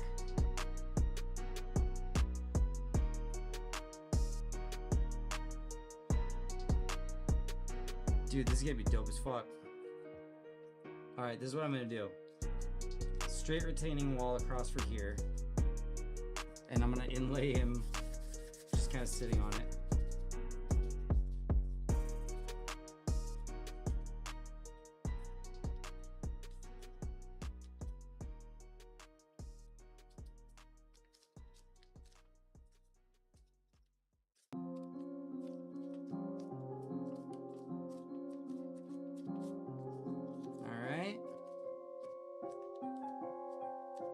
Make sure that this is a nice sized brick to drop right behind this guy.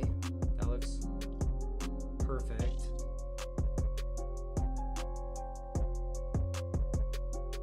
I'm just gonna move him over here for a sec. And I think that this is, yeah, just gonna be a straight across little brick inlay. Easy enough. Straight across, nice and easy.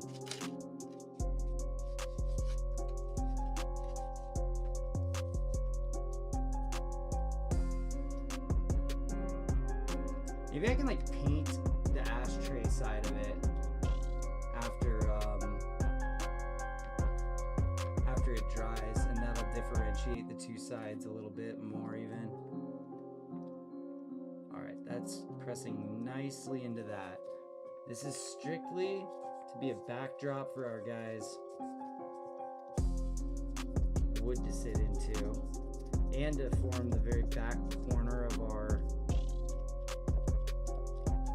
ashtray back here, okay? Just like that. It's down, down, down, down, down, down, down, down, down.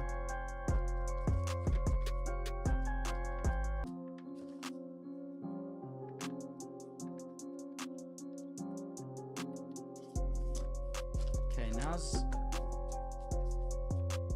point when I like to try to get like my thumb in to try and just like, not really my thumb, well yeah, kind of my thumbnail can actually like reach under there. My nails are really short, but you can at least get to that spot. All right, spreading a bunch more water in here, and it's like this little spot that just needs to be plugged. Literally like one little rock actually is gonna just plug it up, and it fits right in, and it'll get layered right over.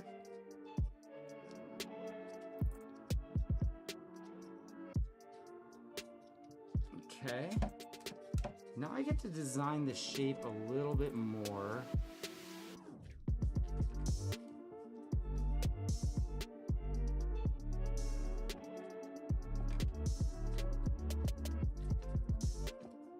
I'm going for perfection. I'm trying to get a nice straight edge here, so that makes this almost look designed to have this nice little runway here. Yep. That looks good.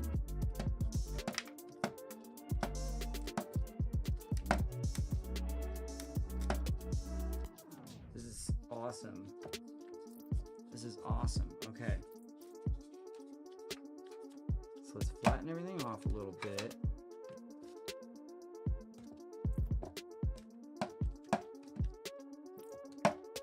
I don't mind if it's a little more unnatural on the outside. I want it to look really like kind of formal and flat on the inside.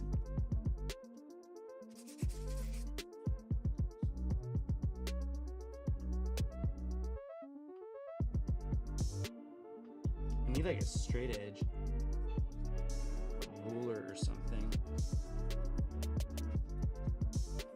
It's alright, I'll just eyeball it. Craftsmanship, craftsmanship, craftsmanship.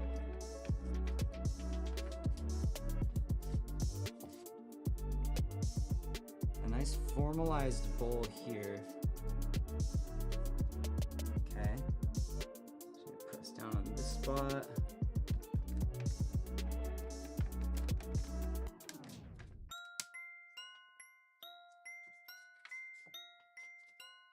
This has been like an interesting music set. I'm not sure which playlist is on, but it's kind of like, I feel like I should be doing racing games or something.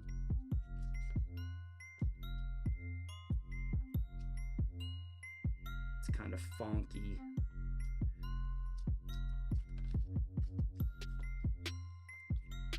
Okay, let me see. Do I have a better straight edge than this? I don't think so.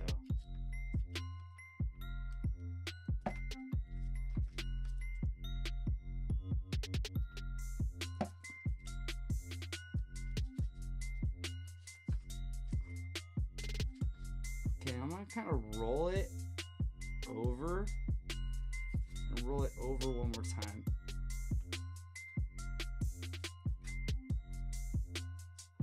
And I mean, that should probably help straighten it out a bit.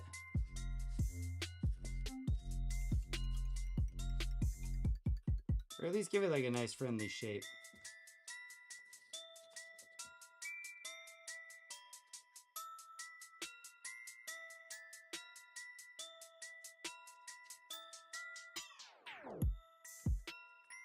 This piece, actually, I don't mind if it tapers down a little bit.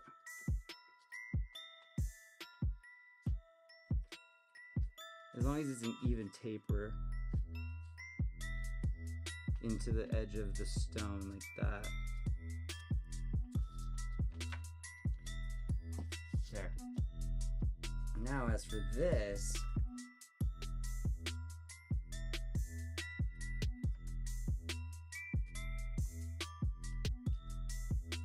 need to like kind of rise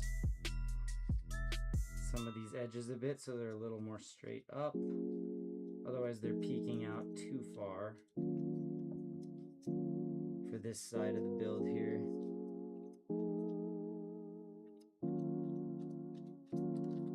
There.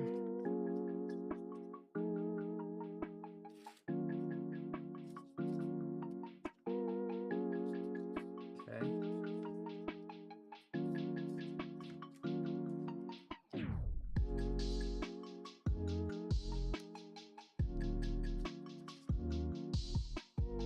So that's not bad, and then it's kind of, you know, more formalized and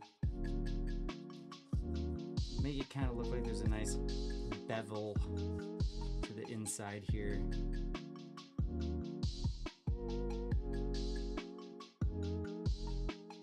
So it just kind of rolls over.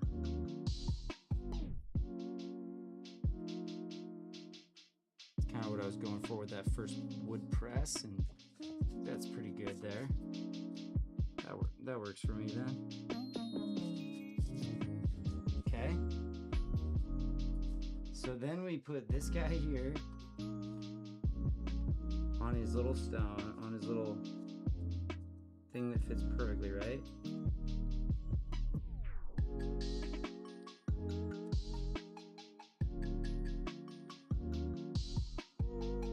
There.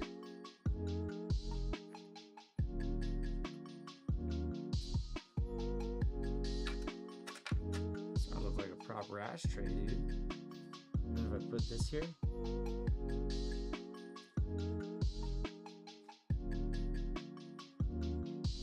uh-oh, I hope the stream didn't go down.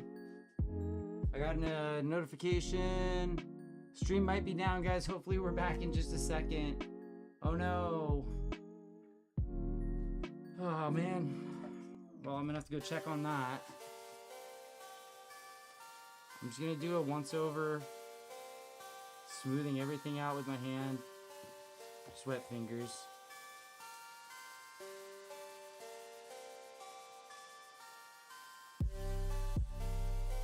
Uh-oh. Grandpa did backflip.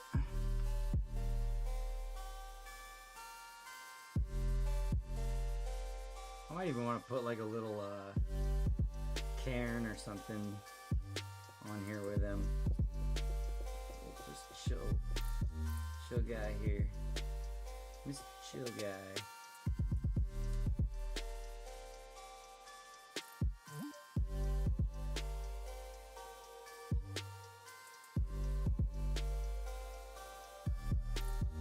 There we go.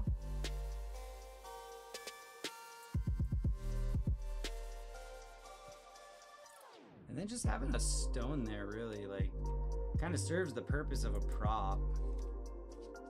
I could try and find a cool like stone that looks like a cigarette holder, but I think I took a quick glance and I couldn't really find a good one. Like this one's not gonna stay upright and it's flat, so that's no good. That one's not really good either.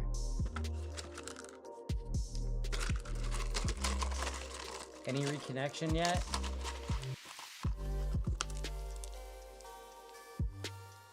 Guys, I'm gonna check on the reconnection status in a second, and if we're just crashed out, we're gonna wrap up and actually just let this thing dry out overnight. That might be convenient enough.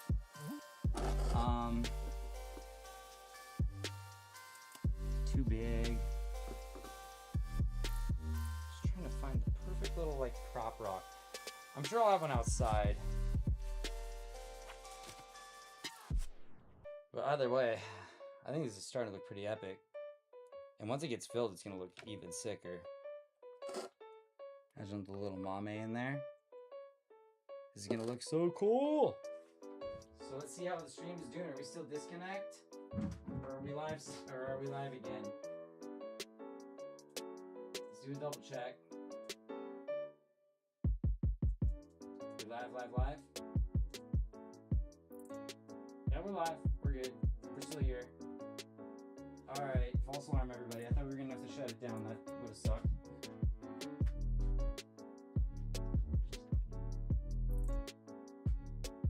Oh, it's my recording. My recording had to stop. That's okay. This will go onto YouTube. You guys can check this out on YouTube, okay? That's the warning I got. Ran out of room on my disc. Damn. Knew the day was coming soon. Alright, I'm gonna turn this music down a bit so it's not too up in our faces, guys. Alright, that's a little bit better.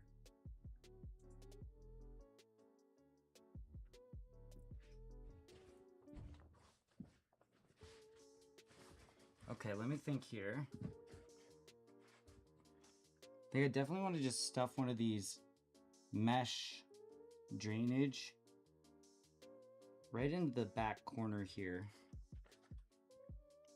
And I have a second mesh drain right here.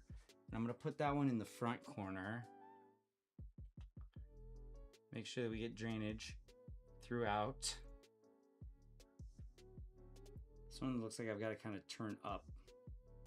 So I'm going to have to stuff my substrate into it. That's okay. It's doing its job. And this one will be doing its job.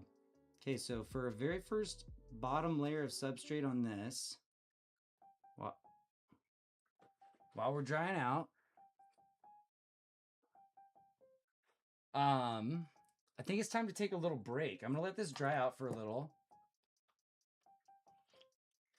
Where did I put my spray bottle? I thought I brought a sprayer in here. Well, either way. Let's take a break for just a couple of minutes, you guys. I'd love to get this thing's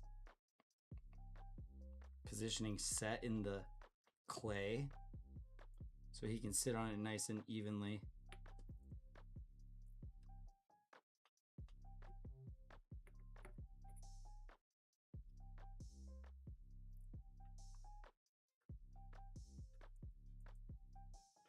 There, leave him just like that.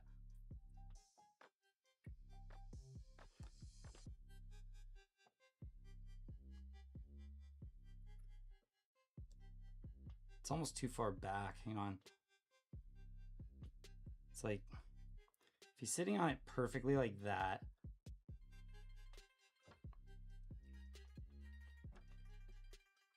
then I'd kind of like that.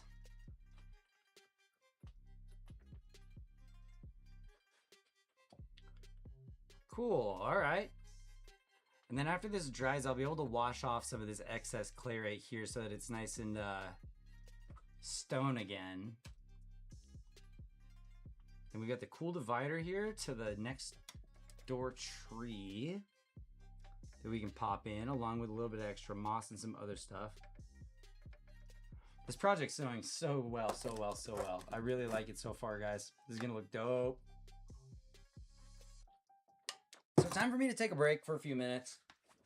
Please allow me a few minutes just to recharge here. I've been on for a while, and it's good to let this clay cure a little bit. Let's see. And yeah, we're gonna be back after it in just a couple of minutes, you guys. Just give me a few. Let me hit up a BRB timer. There we go. Ads are gonna start, well, I'll try and come back and start the ads a couple minutes before we get back on, but there's the start of our ashtray. Let me turn it so you guys can see the best angle.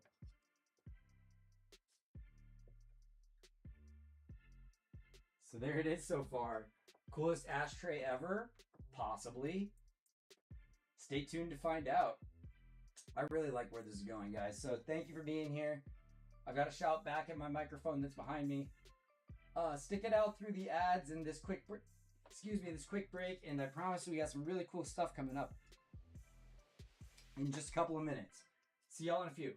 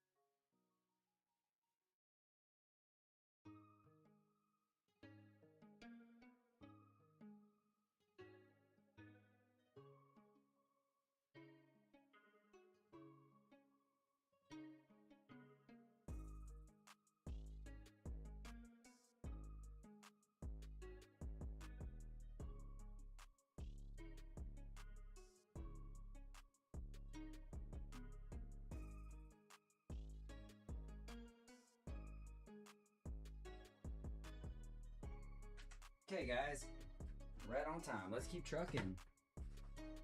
Welcome back to the broadcast. Grove Sleeper Pan W. Please drop a like, subscribe, follow, all that good stuff if you enjoy Bonsai content. I also play variety games. I've been getting into Project Zomboid recently, and I think I've lasted about 4 days.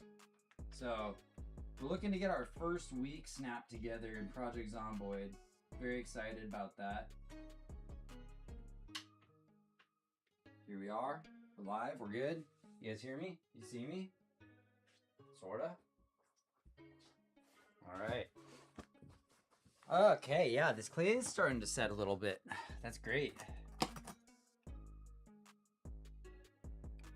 Let's pop it back into overdrive.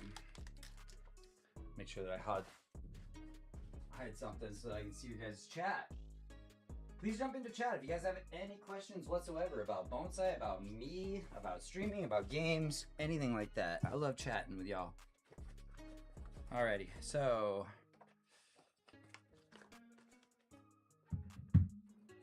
didn't have a chance really to look for good rocks outside, but I feel like most of my rocks are in here anyways. First thing we're gonna do is drop a layer of just straight lava fines in the bottom of this, so that we've got a nice perfect drainage layer, and it also locks those two little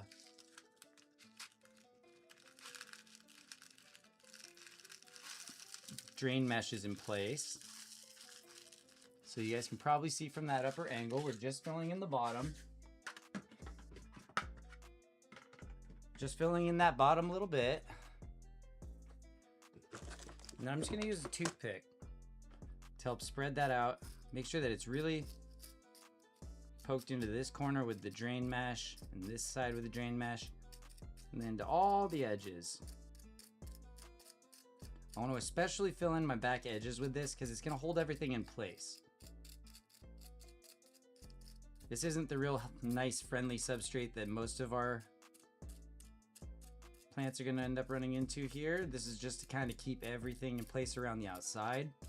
So as you can see, I've pushed everything to the outside far enough to just kind of cover those little drainage areas and hold everything back and in place a bit, to where I'm all the way back to solid stone down in the middle. So now we can start deciding what layers we're gonna start putting in here. I think that probably a good bottom layer underneath this is gonna be a substrate that I have sitting over here.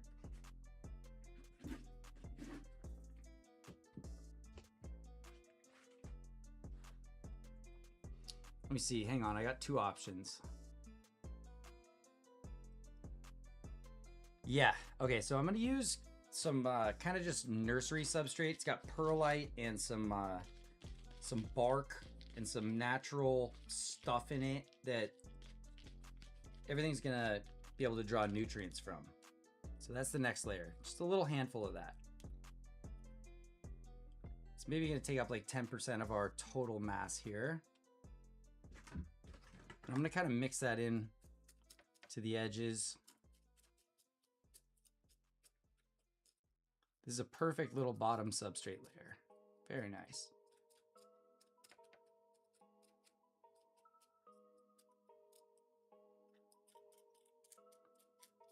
And hopefully this is just wicking all the moisture off the clay right now. A little bit of sphagnum moss would have helped, but we've got pretty much straight bark in there right now, so that should work fine. And then let's see, what do we have next? What I think my next layer is gonna be a sphagnum, and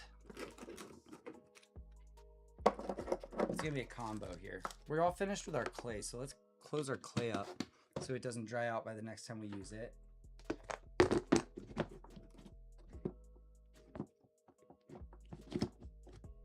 Not all of it's inside the bag anymore, so some will definitely dry out, but that's okay. And I think this is okay to put down here for now, so it doesn't get anything else dirty for the time being. Next layer I'm going to use is this, I call it my nice guy mix. This is the stuff that's really good for being near new root growth and things like that.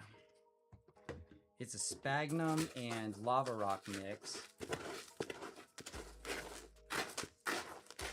Okay, I need the mix. Hang on a sec. I put a couple more layers in here, so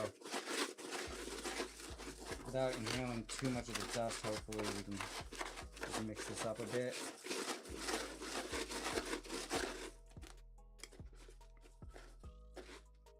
Good. We got nice big grips of sphagnum moss there.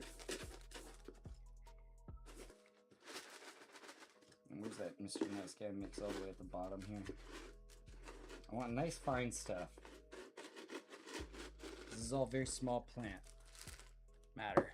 So I'm gonna just take a nice handful of this Mr. Nice Guy mix.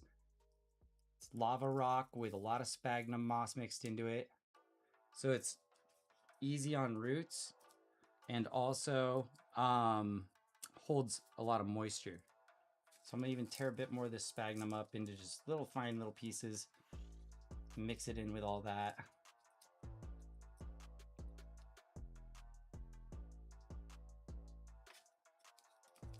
It's gonna be kind of key to hold some moisture from below on this because it's gonna want pretty frequent humidity since it's gonna be out in the dry desert humid air. I live in a river town, but still in high desert territory, so it can get pretty dry during the summer when it's hot.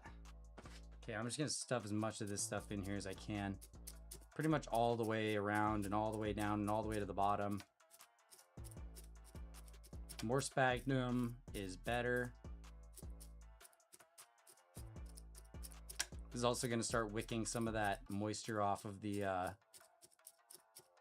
inner walls right now. If I can get some packed in around that. The only problem is that I don't want it to hold moisture by the walls, so I want to keep it, except around the top, pretty much closer to the middle. All right, now I'm just gonna use my fingers to kind of press this stuff in.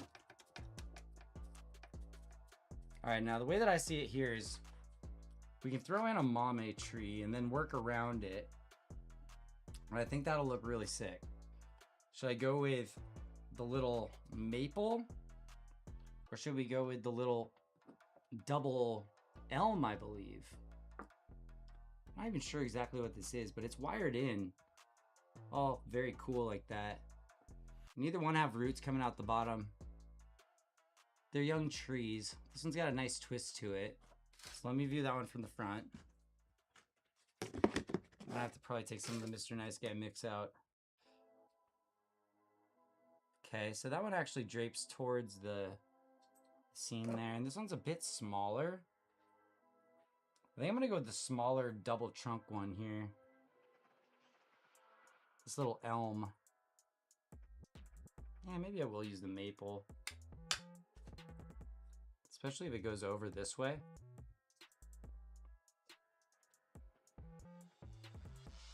And we'll have a chance to reshape it too a little bit.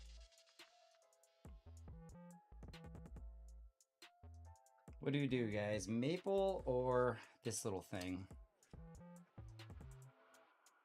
I'm not even exactly sure what this is. I'm pretty sure it's a little elm. It's got little pieces of grass growing next to it too, which look kind of cool.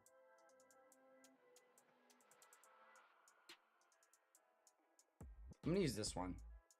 It's a little smaller. I think it's more appropriately sized. So as I start getting some of this extra sphagnum on the outside here, I'm gonna try and get it to start sticking to the outside of my clay. It's starting to dry out a little bit, but it's still wet enough to pick up this sphagnum moss. So let's pick up a bit of that. And continue to kind of grind it and press it into the different areas around the wall. Eventually I want this whole thing to look like a hay bale, if possible, by pressing sphagnum all around the outside, because that's what's going to help the natural moss cling on later.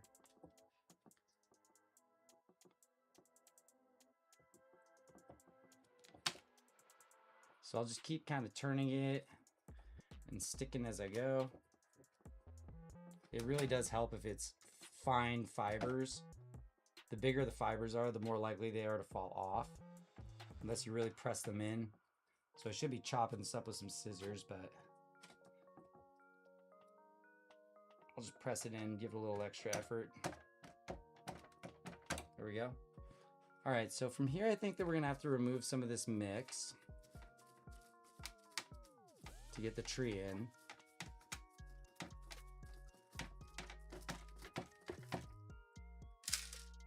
So out comes that. One more good sphagnum here to just kind of stick around the outside.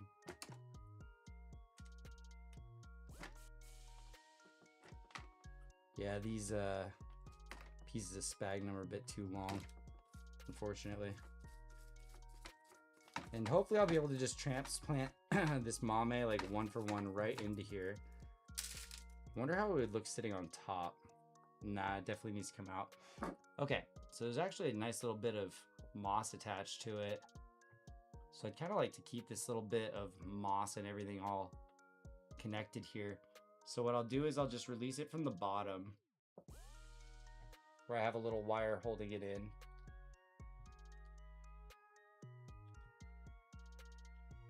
This is a pretty young tree. I'm going to try and be very, very careful with it. Luckily, this piece of wire will be able to stick straight down into the substrate and kind of hold everything in place. So let's see if it'll all pop out.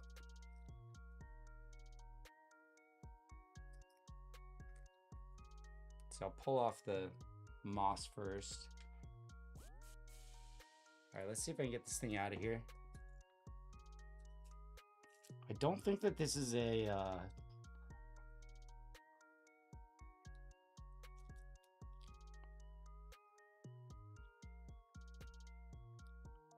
oh yeah, here we go. Okay.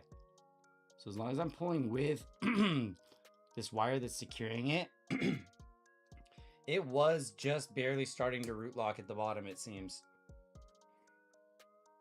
So that's why I'm having trouble getting it out.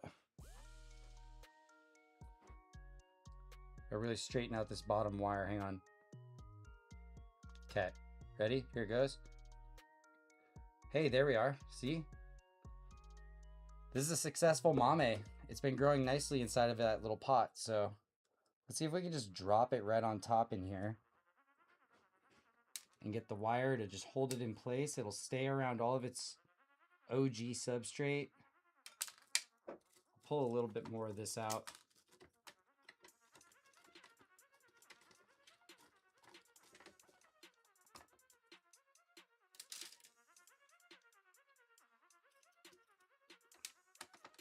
Looks like I went a little overboard with the substrate before I put the tree in. Okay.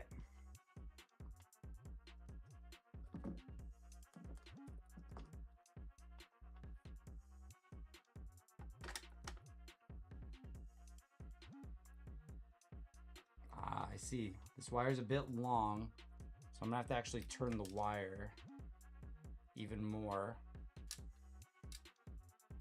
Okay. This thing has been growing really nicely in here.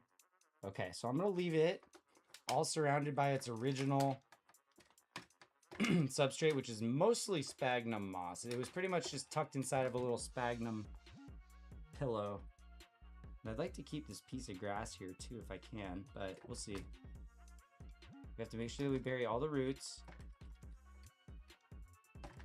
These mames are small and they don't have a whole lot of root to work with.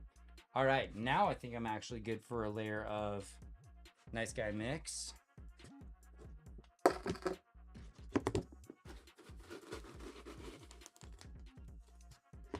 Just to cover the roots up and hold the tree in place here.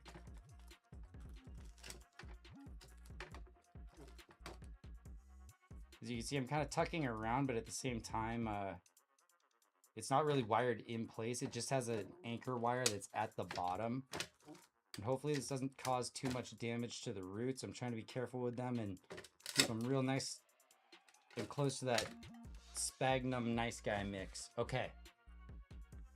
Good. Now we can start working on our final layer here. So first thing I want to do is actually spread some like fine dirt and sand. So let me separate a little bit here. Actually, you know what? This is some good fine dirt here. Some nice fine mulch. Just a bit of fine mulch. This will give all these new natural items something to grow into.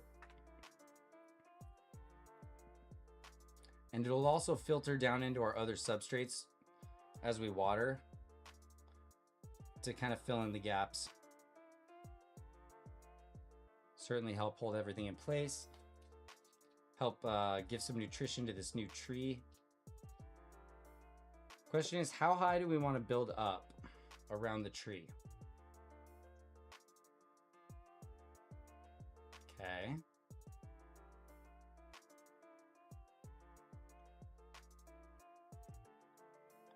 Some of these little bits of bark are a little bit bigger than I want. But actually the really, really fine stuff, when it's dry too, is actually really good for sticking to the outside of these walls. It really sticks easily. So stuff a little bit of that onto this wall on the outside here. See how easily that sticks? Also has the same drying property. Doesn't completely replace the sphagnum, but just helps dry things out a little bit as we go here. Because eventually we're gonna have real moss over the whole outside. It's just a good idea to let it dry overnight, and so I'll probably let it do that, especially if our audience stays pretty small. If you guys are in ad break right now, you're not missing much. I'm just spreading dirt around to try and dry out the natural side of the ashtray here.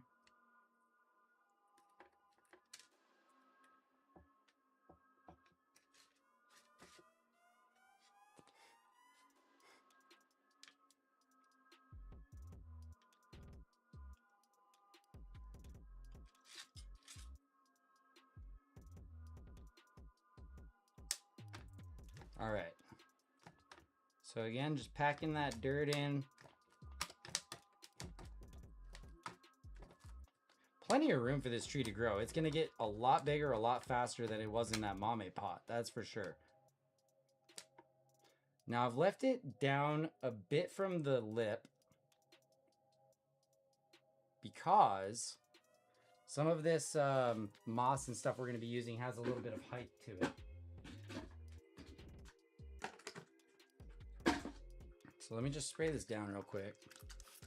Just right on the inside. Right next to the tree only. I don't want the tree to dry out. Maybe give my drain holes a test as well. But I'm not spraying any of this on the clay that I'm trying to dry out. As a matter of fact, I want this to touch the clay as little as possible. So I'm being very specific with where I spray that. I really want this little piece of grass to keep going because it's kind of aesthetic, so I'm sure it'll spread. It's still alive. It's just that it's got one nice long strand right here that I kind of want to keep up like that. Okay. So here's some of the moss from the original tree. I'll put that back in there to protect the original grass. So they're all tucked in together, just like they should be. Very nice. Now we have an option to add some little bit more colorful stuff to this. Some kind of different stuff if you guys feel like it. I have this saved up for my next project with the Bonsai Society, including this little tree right here, of which I don't know the species. But I think I'm going to save that one for my next project. Hopefully it stays alive in here like that. But I have this really nice stuff here that creeps. And I think I'd like to tuck this right into this corner here. Because this stuff creeps out in a very cool little fashion. And I pulled it out of one of my trees today. And I thought it would be a perfect little addition to the front here. So hopefully it creeps over the front like that. So that's the first one I'm going to put in. So if we're looking at aesthetics here, we've got green on green on green. Be nice to get some color pop. Couple of ways we can do that. One way is to take some of this flowery moss here that has like little white flowers that pop up. Or we could put in some of this red stuff. How about we do this? I think this will add a huge contrast here. This is a piece I was going to save for my other project, but I think it may be just big enough and have just the right combo to really fill in most of the rest of this. What do you guys think about that bit? I can remove some of it.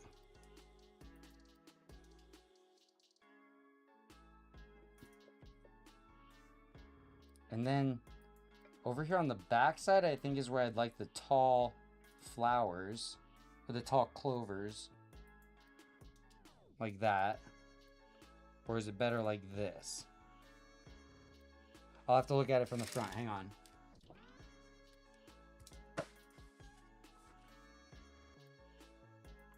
Well, they certainly can't be touching or distracting from the tree. So I'm actually thinking if I can get them both to this side, that's probably best.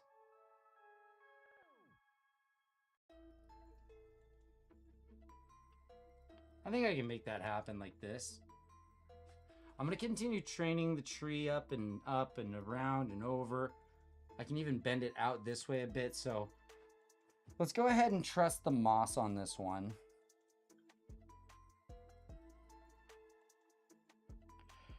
And this stuff has been sitting in a wet box, so it is like super easy adhering to that little layer of fine stuff I put underneath it, the fine mulch. So it looks like that fits all in there pretty dang perfectly. Because I'm going to put a more generic blanket of moss around the outside once this thing is all dried out tomorrow. But we can put one more piece of something in here. And I'd like it to be something with a little bit of a contrast to the creeper here. But then again, maybe it is best to just do plain moss. It's low profile. Stays out of the way of the other stuff.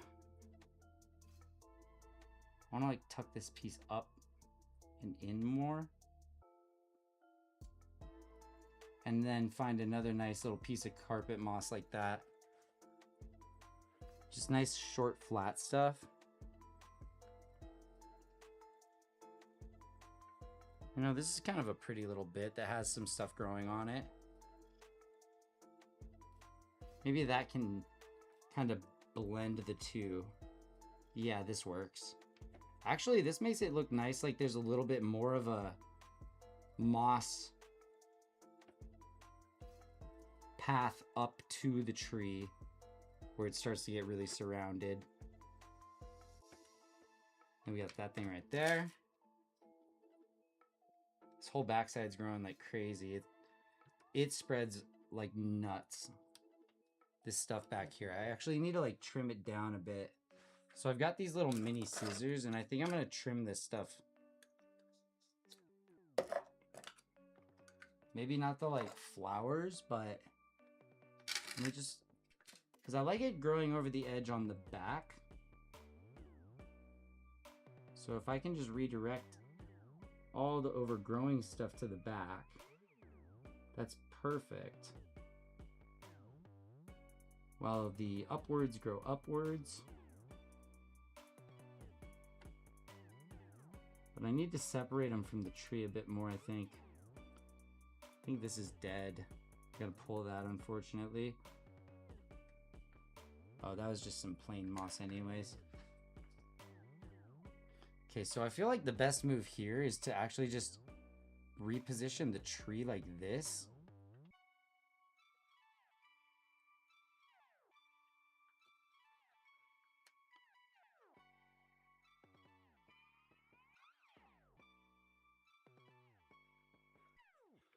So it kind of has this like backdrop of stuff coming up. Again, I'm going to try and lead as much of this backwards as I can before I start snipping it, but some of it's encroaching up here, which doesn't look the best.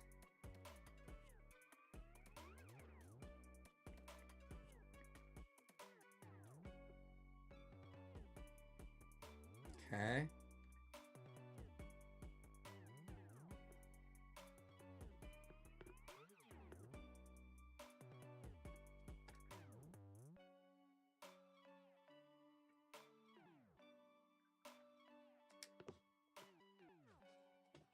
Okay, so I see like a couple areas where this creeper moss, I just want to trim it back. I'll give it one more chance to move. Well, I guess a lot of it pulls back the way I want it to, actually. And then this piece stays back far enough that it doesn't distract from the tree, I don't think. The tree itself needs to have a cut right here.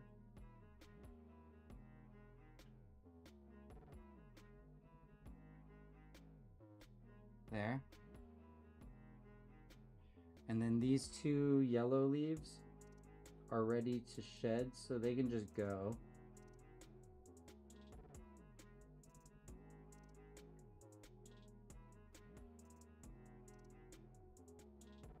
There.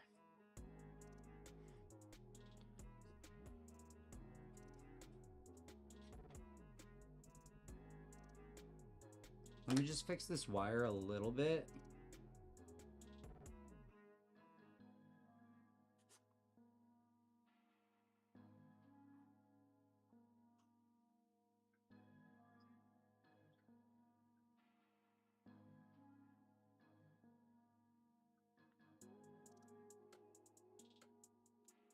Oops.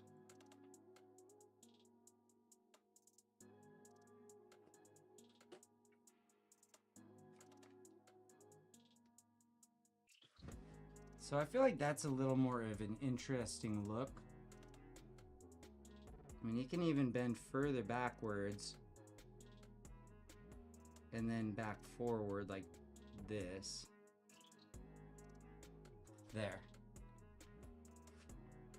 And now it doesn't feel like it's too close to this thing.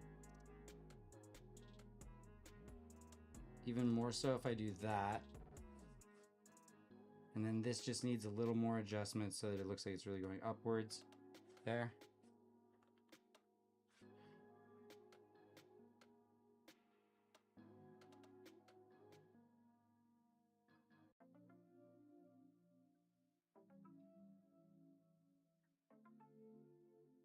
There, just little adjustments. And then we've got this branch going away. These little things going away. My little creep here is tucked in nice and happy, hopefully. I just give it a nice press with my finger so to make sure it's incorporating itself with the layer below. Do the same thing here. I like how my red's growing off to the sides now, kind of like this. And then this red can also go off to the side a bit.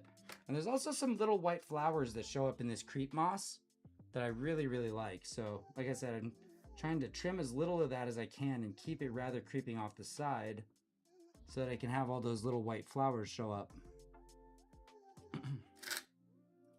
So, guys, I think that that's pretty safe to say we're about done. And then after it gets cleaned up, after it gets, you know, its final sphagnum on there, it gets a day to dry out in the sun a little bit.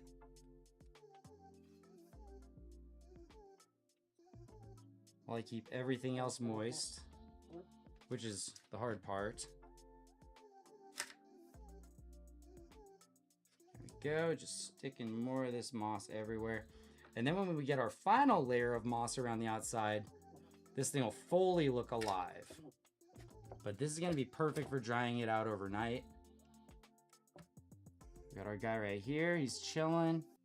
I'd love it if the clay set in a way that he could sit here undisturbed.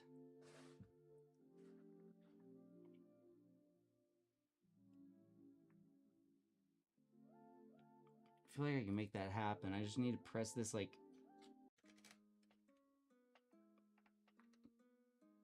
into the clay a bit. And then I'm gonna put a bit of clay in the front just to hold it in place maybe. Or I could put like a stone that we start the cairn on. We can make a little cairn. Hang on. See if that's possible. Nah, it's not possible. This is where his feet have to go.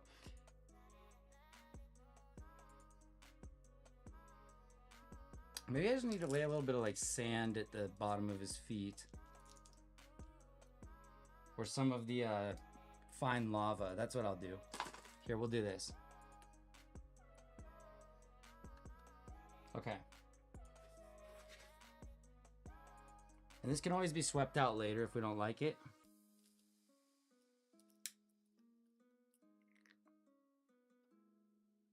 But for now, I'm going to just kind of even out the back here with some lava stone.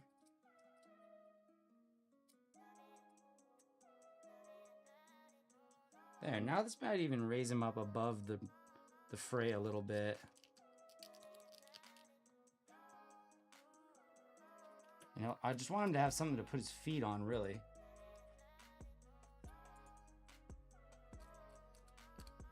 So I want the stones to get pushed out that way.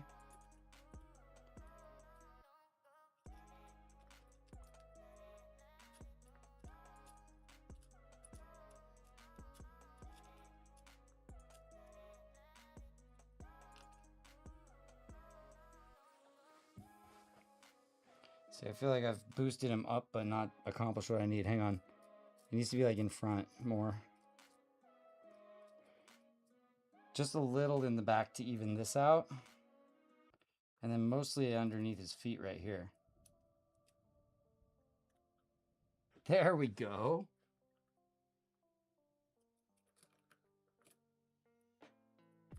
Except he normally has his pipe on the stump.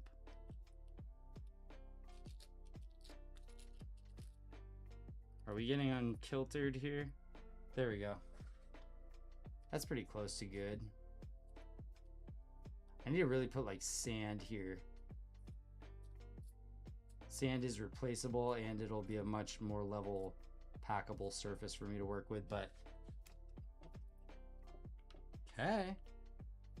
Day 1 of the world's coolest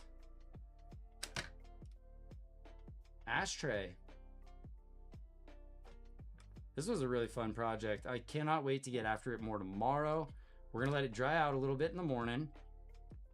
Make sure that everything stays nice and watered so nothing dies off or dries up, except for the clay. And then tomorrow we can put our final layer of moss on it. We can even do stuff like paint this. We can make this look like...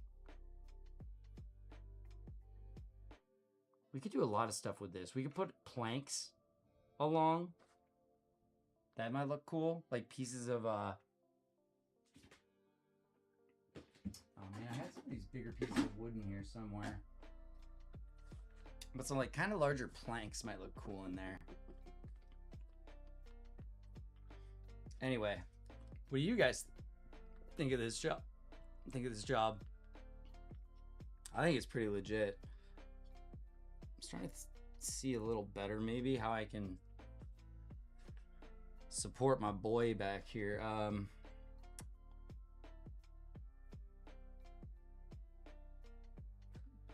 Drop a few rocks like right behind.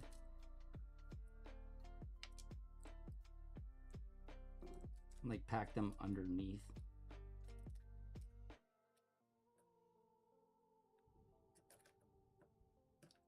This has been one of the more challenging parts, is getting this to even out. Should have just used sand, but like I said, don't have that in here right now. There.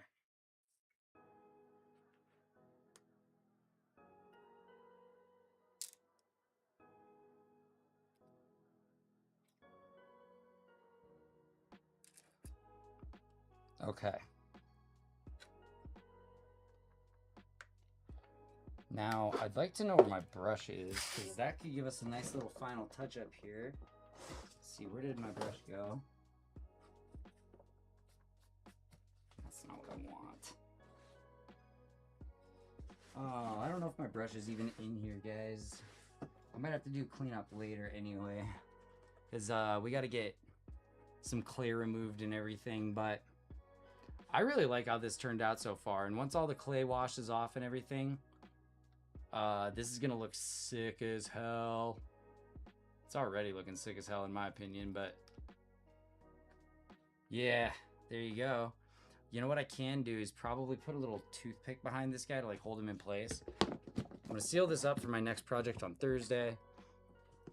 Wish I had one of those little toothpick things right in front of me. I don't.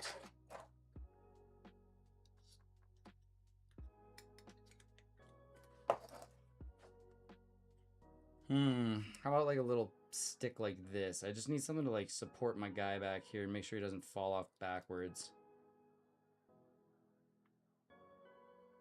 I need like a security stick. A little security stick back here. Where's the best security stick I can find? There's a couple of them. It'll almost look a little bit like the back of a chair, back of a bench back here.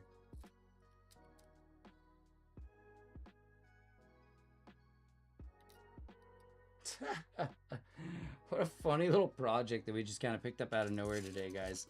So thanks for watching if you're watching the VOD. Thanks for hanging out if you're in here. It was pretty quiet in chat and everything today. I understand. That's totally fine. That happens. Hopefully we'll get a little more momentum next stream, get a couple more people in chatting and hanging out with us. Hopefully. But you know what? Every day we roll the dice and we see how they come up. And if you don't roll the dice, you never know what's going to happen. So we're going to keep logging on and keep doing our thing in here just like this. Just like we've been doing with you guys.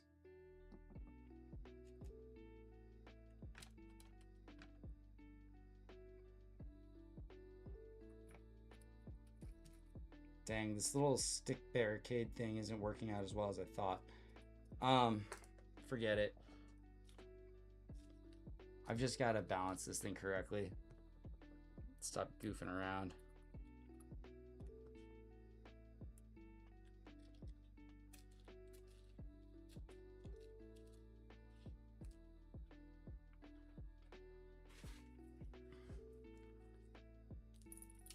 Brush more stone up to his feet for now. Like I said, I've got some sand. I'll put some sand in here and then we can have him sitting exactly how he needs to, but we've got to go a little extra here. All right, guys. So day one, miniature mame bonsai, a little bit of what is it, kamemono grass work on the outsides there. Some cool little plants and weeds growing. Some little creeping mosses. Got cool stone in the middle. Nice. I'm gonna water this thoroughly. Again, right in the center, so that everything else has a chance to dry out. If anything, I just want it running straight to my drainage right now to make sure that my drains are working. So if I start seeing a little bit of water pooling out of a drain, that's perfect. And this gives me a nice little angle where I can water it towards the stone and I'm not really hitting much in the way of any clay. All right, let's see how this thing does for night number 1. I'm gonna have a close eye on it in the morning because it's been hot the last few days. And I don't want any of this stuff. Oh, man. I don't want any of this stuff getting roasted.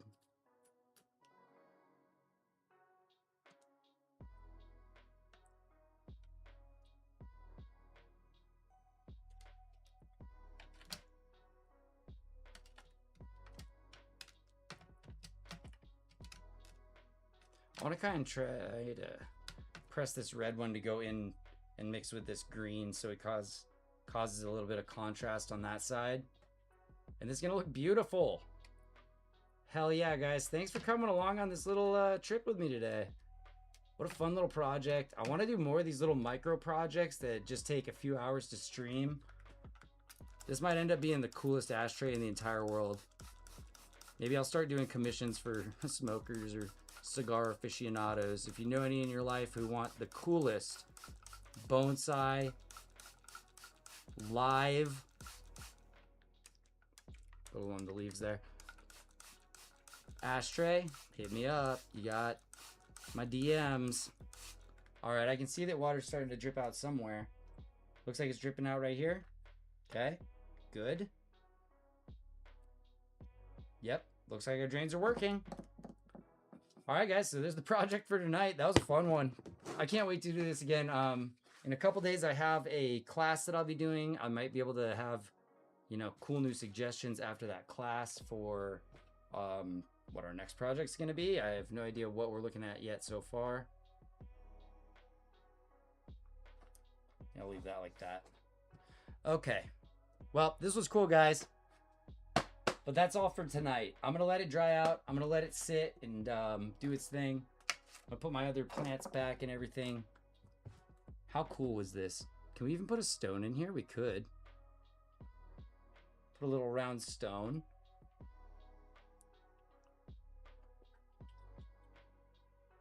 That's kind of neat. I wish it was sunken into the moss now, though.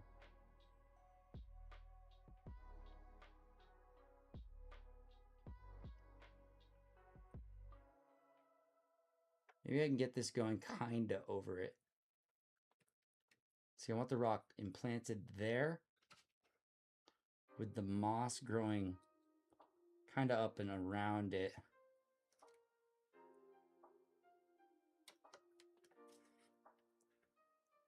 There, and we'll see if that kind of finds its way into the landscape on its own like that. There we go, last minute rock addition. Right next to the tree, actually, so that looks cool. Hopefully this comes back up. I guess I can help it a little bit. Ooh, that actually helped the tree up a bit, too. All right, the rest is just gonna have to be done by the sun. So the sun will bring all this stuff right back up, and it'll be up looking great in no time. So with that, guys, I'm gonna have to say goodnight for the evening. And thanks again for being here. As always, I like to sign off by saying take care of yourselves, take care of others if you can. Always take care of yourself first, so okay, guys? Because if you're not helping yourself, how are you supposed to help others? Woo-wee. All right. With clay covered hands, let's see who we can raid, if anybody is even online. It doesn't look like it. Nope, not really. All right, that's all good. We're just gonna log off then, I think. That's all good though. Actually, we can raid over here to Ecdysis, I suppose.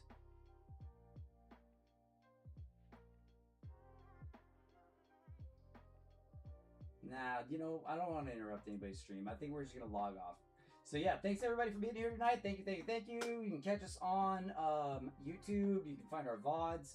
And if you want to be here for more of these projects, like, follow the channel, all of that good stuff. Make sure that we show up in your feed when we're going live, or you get a text or whatever you prefer. This was a really fun project. I'm gonna get more small slabs so we can do more of these. Thank you guys for being here. Y'all rock, and I will catch you on the next one. Have a great night. See you guys. Love y'all.